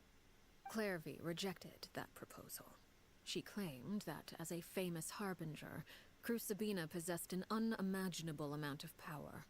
Trying to kill her would have an incredibly low chance of success. Clairvy never gave another reason, but Peruere could see it written all over her face. Clairvy still thought of Crucibina as her mother. Killing her own flesh and blood was a line she couldn't bring herself to cross. If she couldn't escape and fight back, then only one option remained. Precisely. Death was the only way that she felt she could be free. It happened during a duel, When she arrived at the dueling ring that day, her partner turned out to be none other than Peruere. The very person that had stood by her side all those years. It was a fierce battle. But ultimately, Clairvy decided to let Peruere end her life. From that moment on, Peruere's journey was one written in flames. When the rain finally came and washed it all away, there she stood, the sole victor in Mother's endless game of slaughter. A trail of corpses strewn across her path to success. It was the very result she had predicted 10 years prior. Even then, she believed she would make it until the end. She wasn't surprised by the fact that she emerged as Mother's undisputed heir. Rather, her success left her with an inexplicable sense of restlessness. She was unsettled, and there was only one thing that could quell that sensation. Perhaps you two would like to take a guess as to what it was? Sabina, you mean? But... Correct. This is the place where Peruere killed her best friend. A mere year later, this is also the place where she fought tooth and nail to kill the mother they shared. The moment she acted, any conception of what was right or wrong ceased to matter. It's one of the principles of the house. Only those who survive get to write the rules. Peruere won the battle, and became a harbinger herself. After which Her Majesty, the Tsaritsa, bestowed upon her a new name. Arlecchino. So the Perry Clairvy was talking about... It was you all along. You're Peruere. Arlecchino is just a name you got later. I left that name behind long ago. I must say, hearing it now does bring back memories. After I defeated Crucibina, the moniker of Mother died with her. I chose to forego the title she called herself, and even chose to give up my own name. I rebuilt the House of the Hearth under a new identity. Not only as Arlecchino, but as father. And that is where the story ends. Any more questions? Yeah. Based on what you just told us, Clairvy wasn't a little kid when she was killed. So the Clairvy we met... Was she really a spirit at all? I suppose you could call her an illusion born of flame. Her existence is like ashes to a fire. Something left over in the wake of blaze and ruin. You see, a certain power runs through my veins. It's not unlike a curse. My flames leave behind shadows of anything they consume. Of course, the chances of those shadows morphing into a sentient entity are exceedingly slim. Clairvy is a very special case. Clairvy died when she was 16 years old, but what emerged from the flames was her 6-year-old self. Her appearance wasn't the only thing affected. Most of her memories were lost to the blaze as well. Memory is a mysterious thing indeed. Losing a portion of your memories will alter your sense of self. Lose 10 years' worth, however, and it would be like living in the past. Like returning to a version of yourself that never grew up. No wonder Paimon got such a weird feeling when we were talking to her. Perhaps I should put it this way.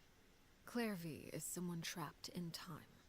It may seem like she exists with us in the present, but she truly lives in the confines of her own past. So if all of that is true, then you must have known about Clairvy for a long time. Indeed.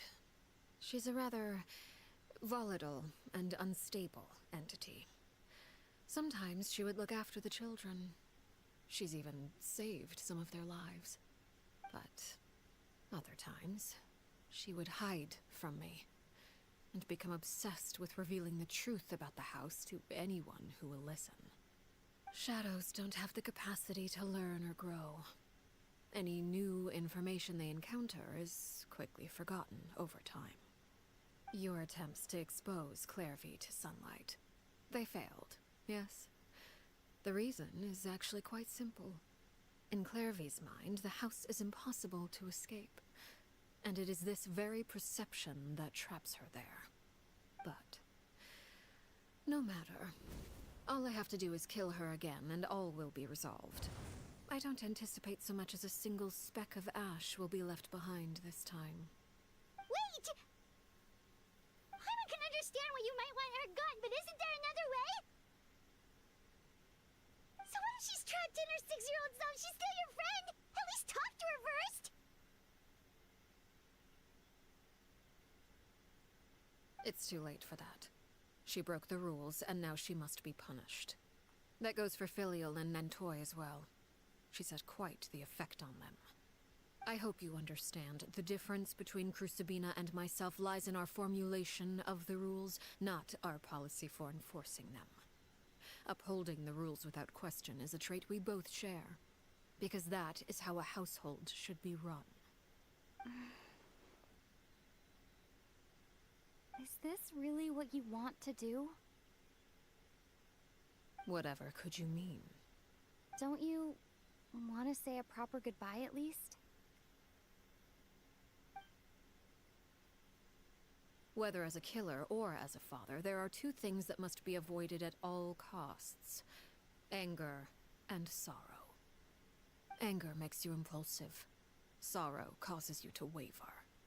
Well, it appears it's about time to proceed. Before we arrived, I told some of my well-behaved children to bring our troublemakers here by nightfall. I do believe I've kept my end of the deal. I give your friends quite a bit more time. As for what happens now, we'll just have to wait and see.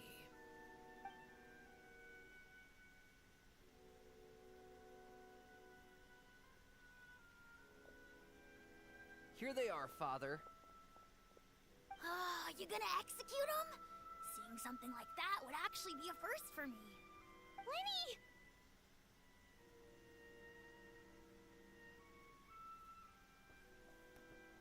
I'm sorry. I heard about how you helped buy us more time. But I still failed. I couldn't find a way to fulfill her wish. Huh? Are you... Perry? Indeed, it's been a while, Clairvy. Perry! Shh, stay right there. I'm sorry to postpone our reunion, but first I believe certain scores need settling.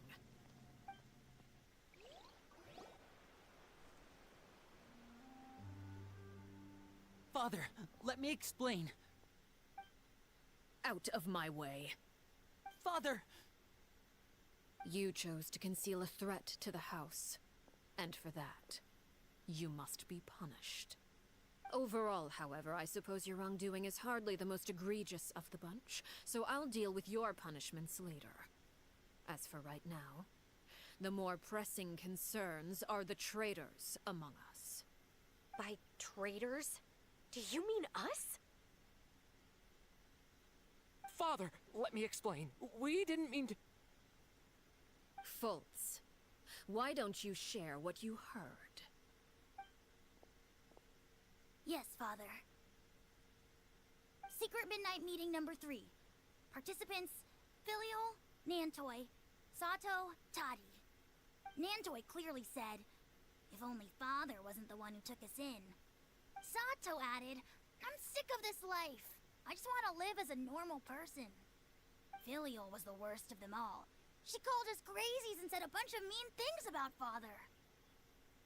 I did not! You're lying! Fultz is trying to frame us. It's not like I'm the only one who heard those things. After that, you and Toddy and a bunch of other people started talking about Clairvy. You were using all those things Clairvy brought up as an excuse to question Father. We're birds locked in a cage. The only way out is to destroy it. That's what you said, wasn't it? You little... You just want me gone, don't you? What did I ever do to you, huh?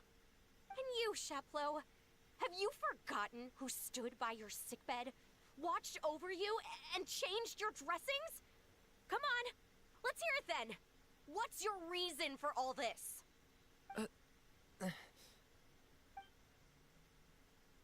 You're wrong, Filial. We don't want you to die. You're our family. Liar. You wouldn't be doing this if that were the case. So why? Why have you backed us into a corner? We all live in the House of the Hearth. You know the type of work we do, Filial. A single betrayal can cost dozens of us our lives. It's not like it's never happened before.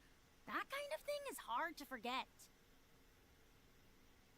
That's why the House of the Hearth cannot tolerate any form of betrayal. Ever since we came to Poisson, you've had 7 secret meetings. A lot of the things you talked about really crossed the line. You've been spying on us for half a month? Wait a second. Now that I think about it, the move to Poisson was just a way to make it easier to spy on us, wasn't it? Because we were all in one place. You've had this planned all along. Filial, Nantoy, I'm sorry. I owe you both my life. I owe Clairvy too. If it weren't for all your help after I got poisoned, I wouldn't be standing here today. If this were any other situation, I would do anything to repay that kindness, even if it cost me my life. But rules are rules. I'm sorry. My hands are tied. Why?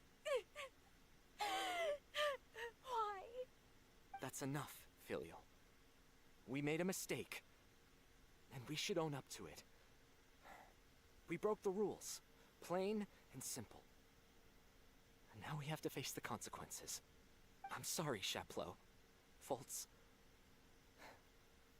I'm sorry, Father. We accept our punishment. Chapleau, according to the rules of the House of the Hearth, how should these traitors be punished? All those who betray the house pay with their lives. And so it shall be.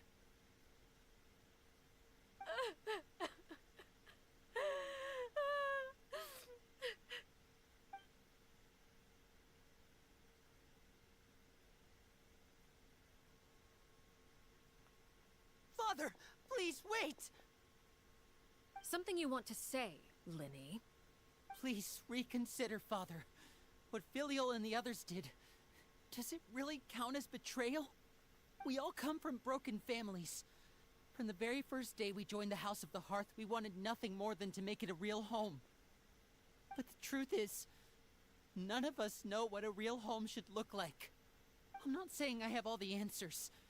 All I know is this. Killing Filial and the others may uphold the rules, but doing so will only bring us further away from being a real family than we've ever been.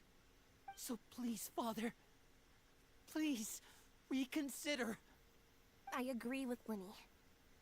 Father, please. Linny, you...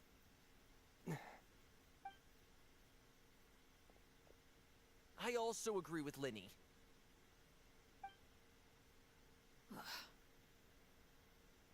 An order once given cannot be rescinded. However, given the extent of your determination, I suppose we shall have to go about this a different way. Draw your weapons and face me. Our weapons? Father, are you referring to a duel? Precisely. The rules of the house will not be altered. Traitors must be punished. However, resolving disputes with a duel is also one of our rules, one that also applies to me. Demonstrate a sufficient showing of strength, and I shall offer a concession. Wait. Beat Father in a duel? Impossible. Father is way too strong, even for Linny.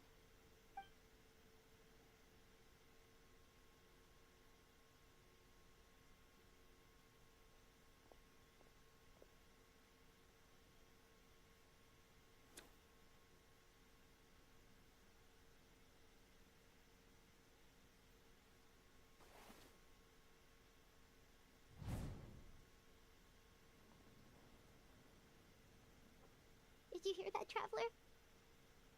Lynn and the others have to duel the knave. What should we do? Can they really win something like that? If they lose, those people from the house are really gonna be executed. Hey, are you listening?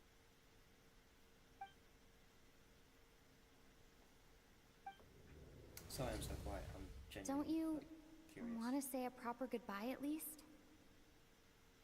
Anger makes you impulsive. Sorrow causes you to waver.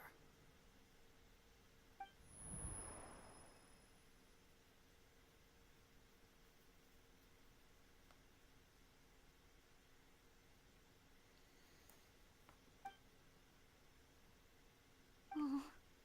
Looking at that expression on her face, she seems really serious about this.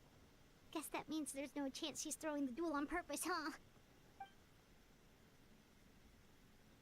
When guests are around, families are often on their best behavior.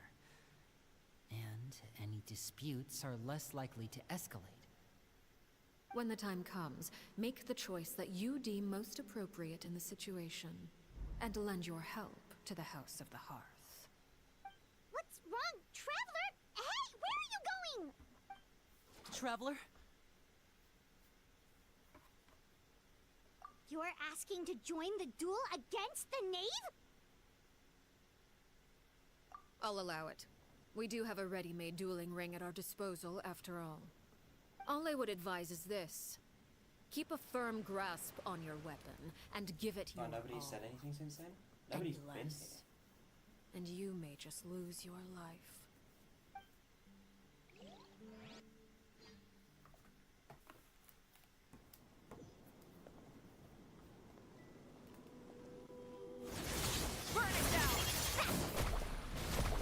Is it my turn now? With these rising flames! Amazing! That's an epic flame! And voila! Is it my turn now? Now that's more like it. Hold the line! Closer now. Of the deep! With these rising flames! Is it my turn now? You alright?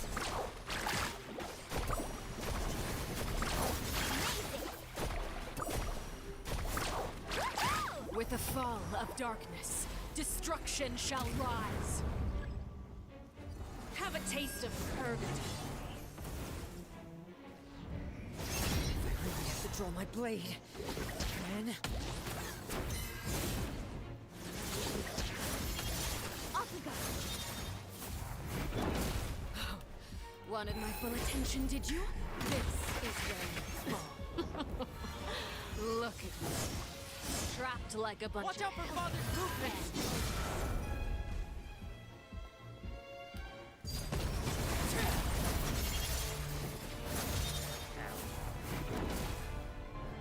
Spare your energy. Running is of little use. You alright?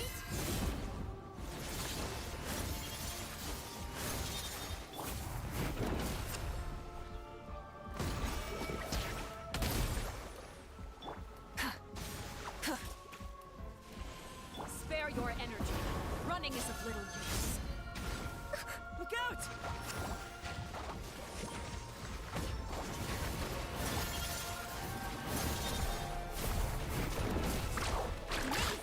Is it my turn now? Look at me. Trapped like a bunch of helpless ants.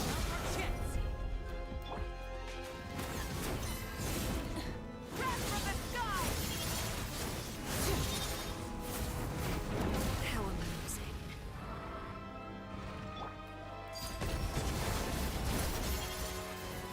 Spare your energy. Running is a little You alright?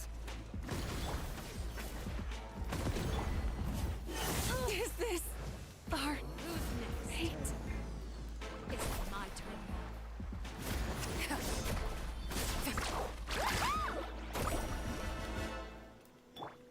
With these rising flames! Not bad. You've proven to be a worthy opponent after all.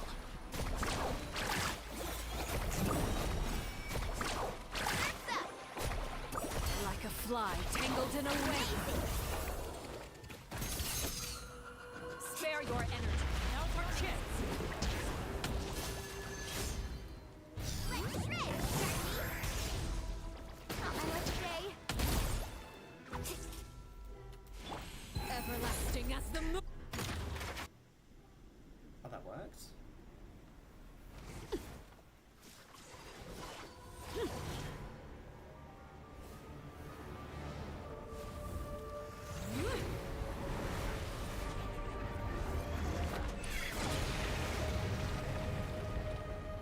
If you're talking, by the way, your mic is very, very quiet compared to the game. Oh.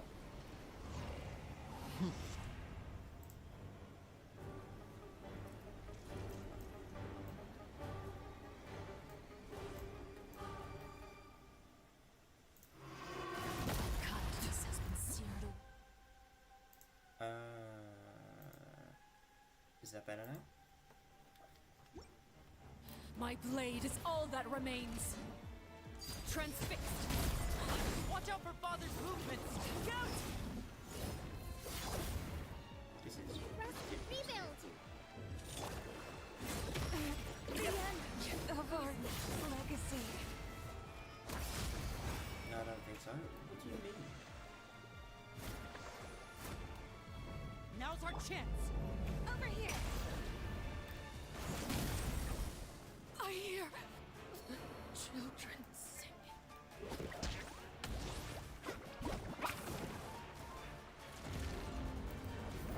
Need a surfboard? Watch out for Father's movements! Look out! Allow me! The sun and moon have set. No one will fight you alone. Struggle in vain. Oh my god. Now's our chance! Over here! Ow. Ow. Thrust, rebuild!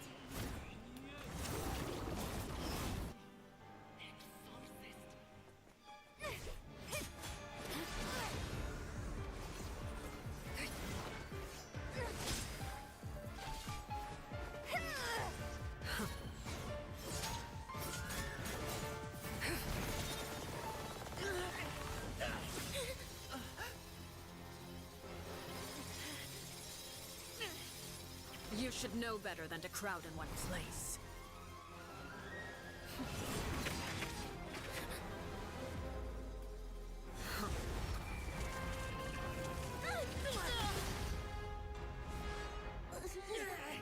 Oh, I know.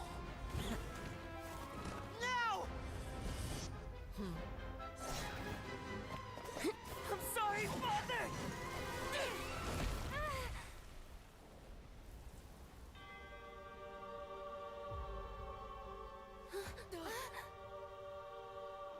Sorry for what? This pitiful excuse for an attack.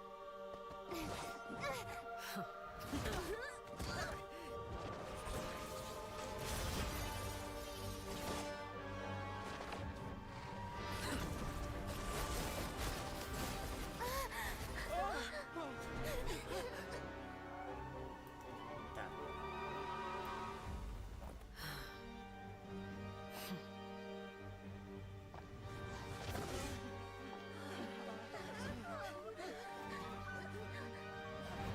Father, no!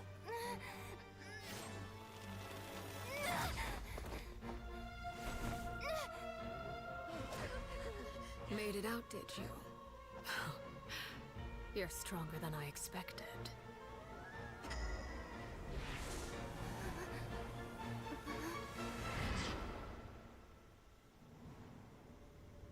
Oh my god. Crimson, Moon, Okay, I was gonna say, if we have to fight her again, damn. I can't move.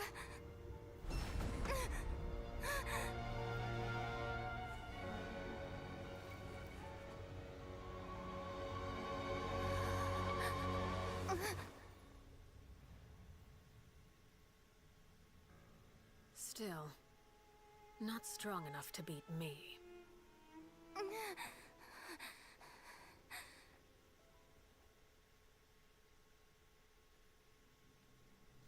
Akina locally knows me because she thinks she's so powerful, but I beat her every week with ease. Fair.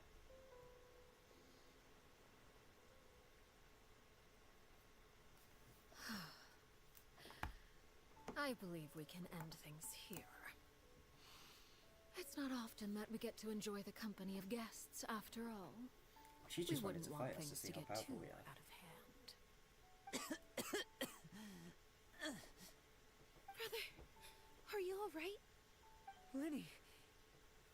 Given that I am the victor of this duel, as agreed, the punishment stands. No! I never thought things would end like this. However, everyone involved in the duel demonstrated a remarkable level of strength and determination. In light of this, I'm prepared to change the method of execution. Elwar, the bottled flames I gave you for safekeeping. Do you still have them? Yes? I wasn't sure what they were for, but I've kept them super safe. I didn't lose a single one. Wonderful. Then, in just a moment, I'll have you administer them. Bottled flames? Indeed. They're the product of a secret experiment. Under certain special circumstances, flames can be extracted from my person and preserved. Once ingested, searing pain will spread across every inch of your body. No harm will come to you physically, but your memories will be burned away. If you can withstand the pain.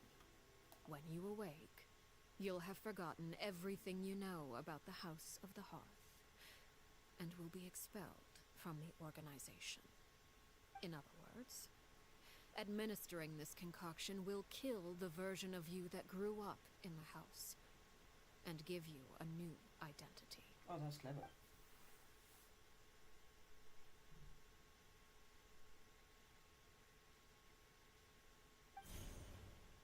Memory is a mysterious thing indeed.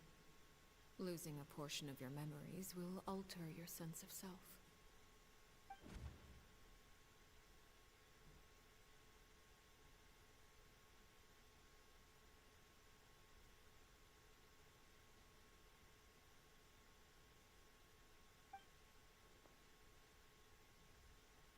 So, you're just letting us go, Father?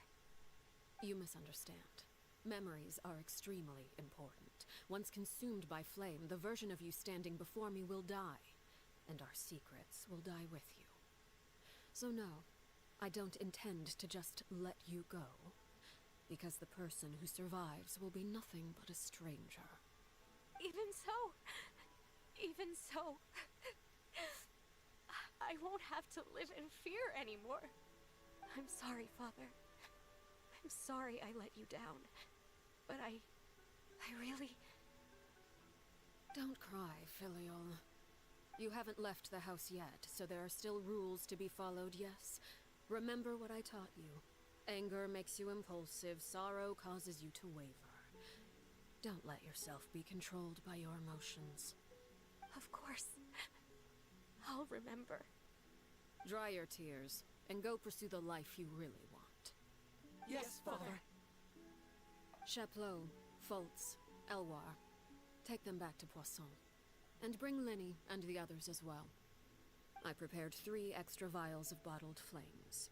As for whether to take them, the choice is yours. Goodbye, children. The next time we meet, I will no longer be your father. Thank you for all you've done for the house. I hope you have bright futures ahead of you.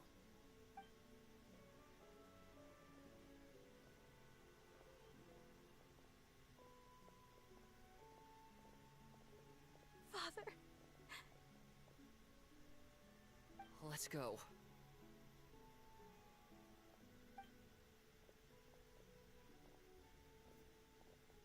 Here, grab my arm, Linny. I'll help you walk back. Thank you.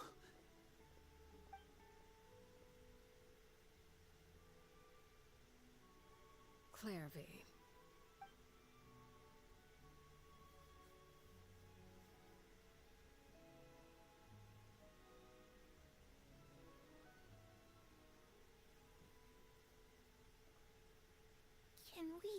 talk now? I've been waiting for a super long time. You really are Perry, aren't you? I haven't seen you in so long. How come you're all grown up?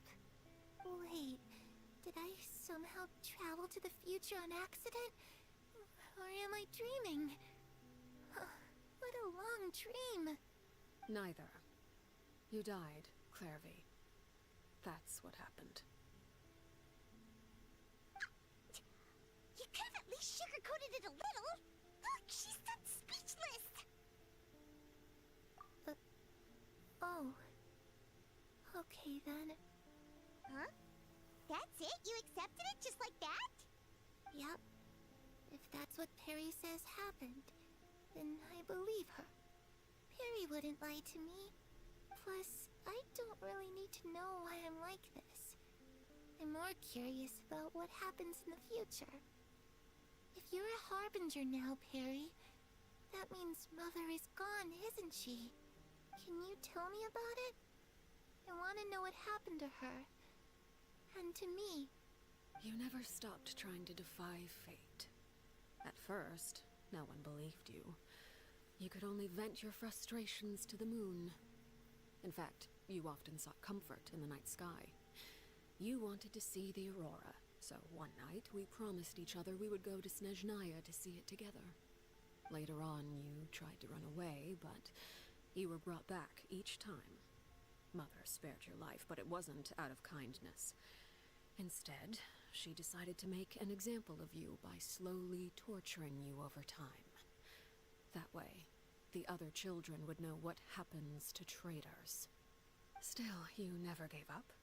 Mother hoped that through ruthless duel after ruthless duel, she would be able to crown an ultimate victor among the children she raised. But you called on everyone to unite, to fight to a draw in order to reduce casualties. Your efforts may have only delayed the inevitable, but still. You gave them hope. You tried everything you could think of, but every attempt ended in failure. Still, you never turned your sword on Crucibina, and you never turned it on me. On that gloomy day, you told me, "For the last 16 years of my life, I've done everything I can to fight for freedom.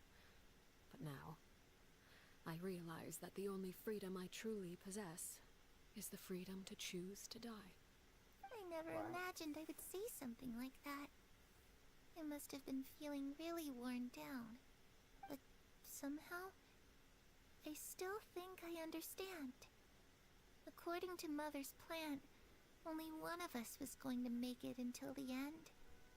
And I always hoped that person would be you. If I could do it all over again, I still don't think I would make a different choice. Even when I first met you, I knew you'd be able to do what I couldn't. Is that so? Even now, I'm not sure I truly understand what kind of freedom you were trying to pursue. But as the head of the House of the Hearth, and as the children's father, I've tried to give them the most basic of freedoms. The freedom to choose their own fate. It's something I discussed with the Eudex of Fontaine. The children who want to leave the house will have their memories wiped clean of all secrets pertaining to the organization. In return, they will be allowed to live a normal life in Fontaine without being prosecuted for their past. Of course, I won't simply hand freedom to them on a silver platter. They have to fight for it and prove themselves worthy of it.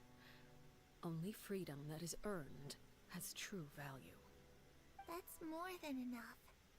That's exactly the kind of life I was fighting for. You know, Perry, I think you're a pretty amazing king, and a really great father, too. I'm really happy that you're the one who took over the house. I guess I do have one regret, though. I still haven't seen the outside world. Well, it just so happens that our dear guests over here have been to many nations and traveled to countless places. Perhaps they would be willing to tell you what the outside world is like. Really? Of course! We've traveled all over the place. We've got so many stories, we could probably talk your ears off for 3 days straight!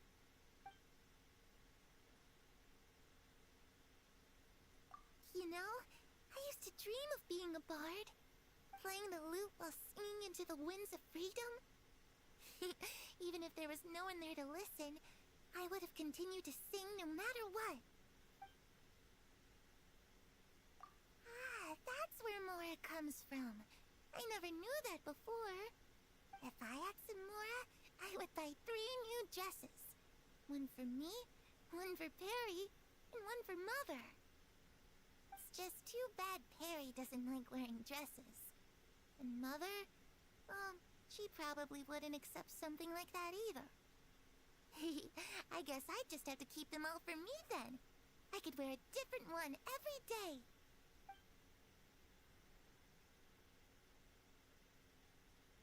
Those yokai you mentioned, what do they look like? I once saw a drawing of this one guy with horns on his head and a super scary face. Are there any yokai like that? Oh, sounds like you're talking about an Oni. Yup, we've met one, and let Paimon tell you, they're not nearly as scary as they look. I was always too afraid to skip Mother's fighting lessons. But at the academia, I bet you could do all sorts of secret things in class. Things that have nothing to do with studying. I'm just kidding. Being able to study whatever you want without having to fear for your life actually sounds pretty great.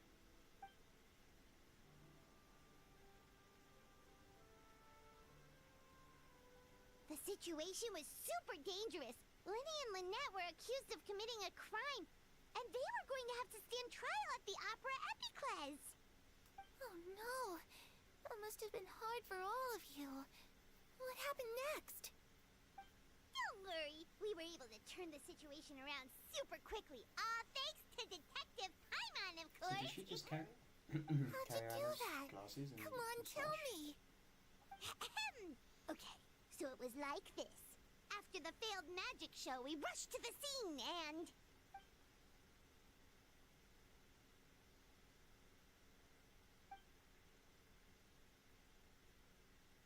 Shadows don't have the capacity to learn or grow.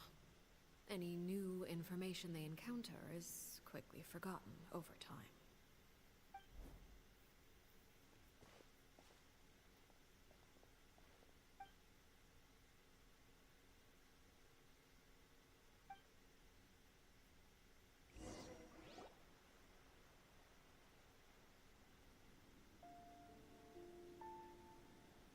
Clairvy, you've worked tirelessly from the shadows to overthrow the House of the Hearth. Now, by my authority as the Knave, I shall announce how this matter ends. You are hereby expelled from the House of the Hearth. You are no longer tied to this place, nor are you bound by its rules. You're saying that I can finally leave? I get to experience the outside world as well? Oh, I almost forgot. There's no getting older for me. Still, seeing who you grew up to be makes me really happy, Parallare. Take care of yourself. Goodbye. May we meet again someday.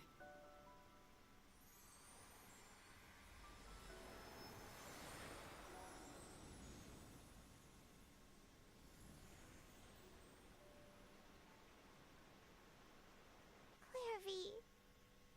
She left so soon. Paimon didn't even get to finish her story. I also have certain sentiments left unsaid.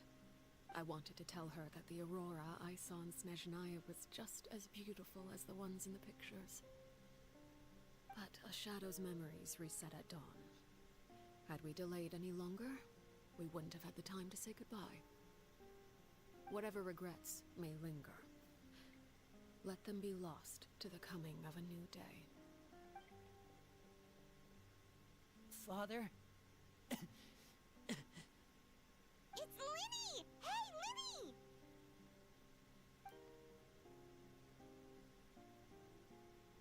What is he doing something back here. Let's go check it out.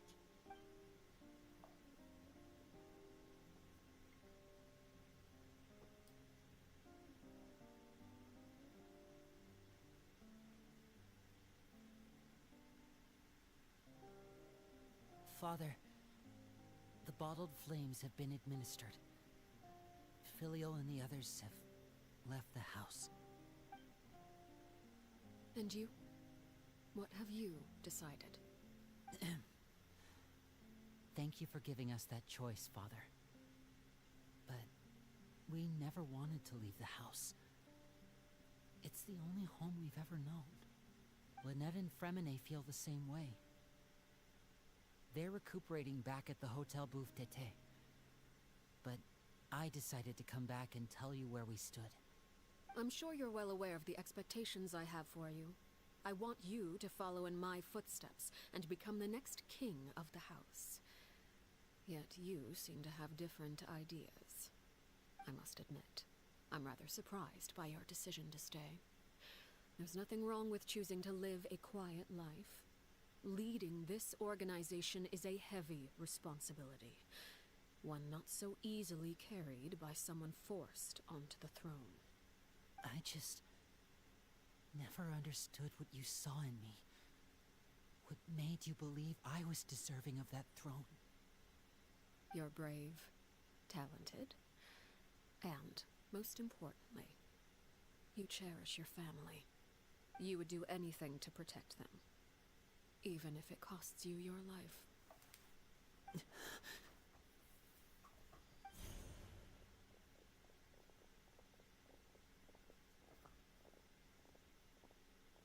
Speaking up back there was so brave of you, Linny. It's all thanks to you that we were able to convince Father to back down.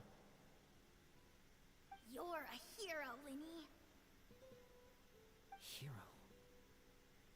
Father is the real hero. Had Father gone all out during the duel, there's no way I would have walked away with my life. She must have had it all planned from the beginning, from the very moment she suggested a duel. I'm not deserving of that title.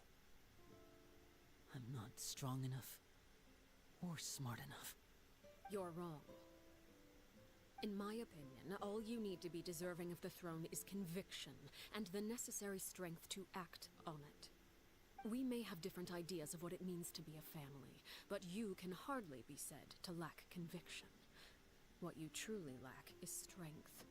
For someone of your talent, though, that's something that will come with time. Even without that strength, you still chose to face me in a duel, even though the odds were stacked against you. That capacity to honor your convictions is what I truly see in you. Father. No one knows what the future holds, what tragedy or triumph may be in store. Being at the head of this organization requires the strength of will to face whatever comes. Caution will only hold you back. If reaching a certain standard were required to go after what you want, I would never have succeeded in killing my predecessor.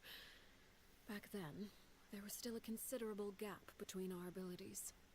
Strength may decide the ultimate victor, but those who let a lack of strength dictate their decisions or undermine their convictions will never be worthy of the throne. I understand, Father. Thank you. Children must grow up to surpass their parents. Only then can a family continue to flourish. The road ahead is not an easy one, so I'll ask you one last time. Are you certain you want to stay? You've done so much for me, Father, and that kindness must be repaid. Plus, with Project Stuja at hand, there are many dangers ahead, and I, for one, don't intend to back down. Protecting my family at all costs. That's my conviction. Then you're welcome to stay. As for Project Stuja, you need not be too concerned. If those cowardly businessmen and heartless dignitaries try to take us down, I'm prepared to teach them a lesson. Having members who longed for the light was our organization's last weakness. With those members no longer among our ranks, the House of the Hearth is like a spider hiding in the shadows. We need only wait for our prey to come to us. At present, our imperative is to use their plan to our advantage. In doing so, a crimson moon shall rise amid the frigid blizzards of winter. No demonstration of loyalty shall go unrewarded, and no sacrifice shall be in vain. As for the two of you, whether we meet again as friend or foe, I'll remember the camaraderie we shared in this moment.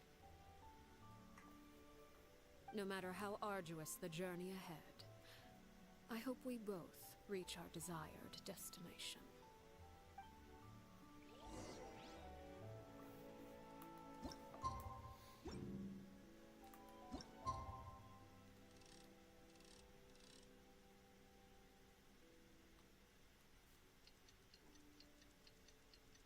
Interesting.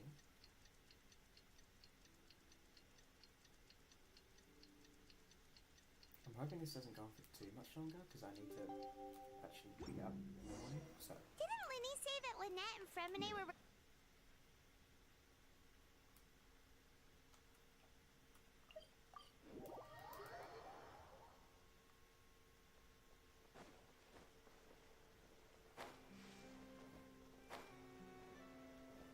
breathtaking.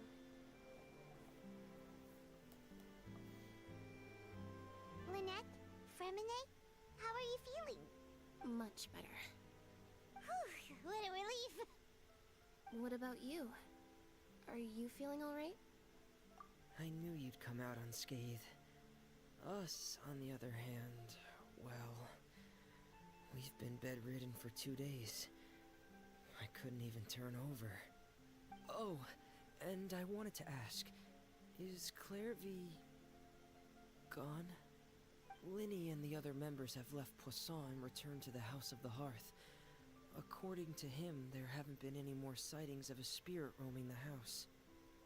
I see. I'm glad. Father came to check up on us 2 days ago and told us about what happened with Crucibina and Clairvy. Actually, I've met Crucibina before. Wait, what? You've met the former knave? Crucibina died a year after Clairvy. It was during the year between their deaths that I joined the House of the Hearth. Crucibina had an extremely cruel and radical way of doing things. While she was alive, the atmosphere in the house was suffocating. When I joined, though, the experiment she valued so much had already come to an end, and all the people involved, dead and injured alike, were gone. Crucibina never talked about the past with us newcomers. A couple of months after I joined, Father killed Crucibina and burned all her files. With that, the names of all the people subjected to her experiments, Clairvy included, were lost to the flames, along with the painful memories they represented. Father took in Lenny and me a couple months after that, but she never mentioned anything about Crucibina or Clairvy. It really seems like something she was planning to keep to herself. The last time you talked to her, did she mention why she kept it a secret for so long? She said she didn't want us to be affected by the darkness of the past. She was worried we'd develop a false sense of gratitude towards her if we knew about it. The foundation of a family should be free of any corrupting influence. Whatever happened in the past, it has nothing to do with who we are now. And that's what Father told us in the end. But I still thanked her for everything. It was only after hearing about what Crucibina did that I finally realized how insignificant our lives could have been. The members of the house meant nothing to her. To say that she valued them in any way, even just as a tool, would probably be giving her too much credit. If Father hadn't taken over the House of the Hearth, I probably would have already... Father rarely brings up the fact that she saved us. She doesn't believe that being indebted to her should be what ties us together. But even if we didn't owe her anything, we would still choose to stay. Because this is our home. We may have arguments or times when we feel wronged, Some people may even choose to leave. But as long as Father is here, we will always have a home. Whether the path before us is bathed in sunlight or shrouded in shadow, we'll follow Father wherever she chooses to go. So I wanted to say thank you for helping us make it through this crisis. Without your help, we could have lost a lot more along the way. Oh, we didn't do anything, really. Of course. You're welcome anytime. Are Filio and Nantoy okay? I actually saw them at a cafe this morning. They didn't recognize me. From what I could tell, they were drinking coffee and talking about one of the operas that started running recently. They seemed happy. If I had to take a guess, I would say they finally found the kind of life they always wished for.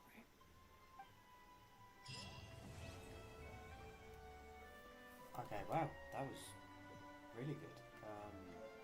Still not on the level of like Wuthering Waves in terms of storytelling and stuff, and feeling emotion for characters, but that was alright. My whole team's dead,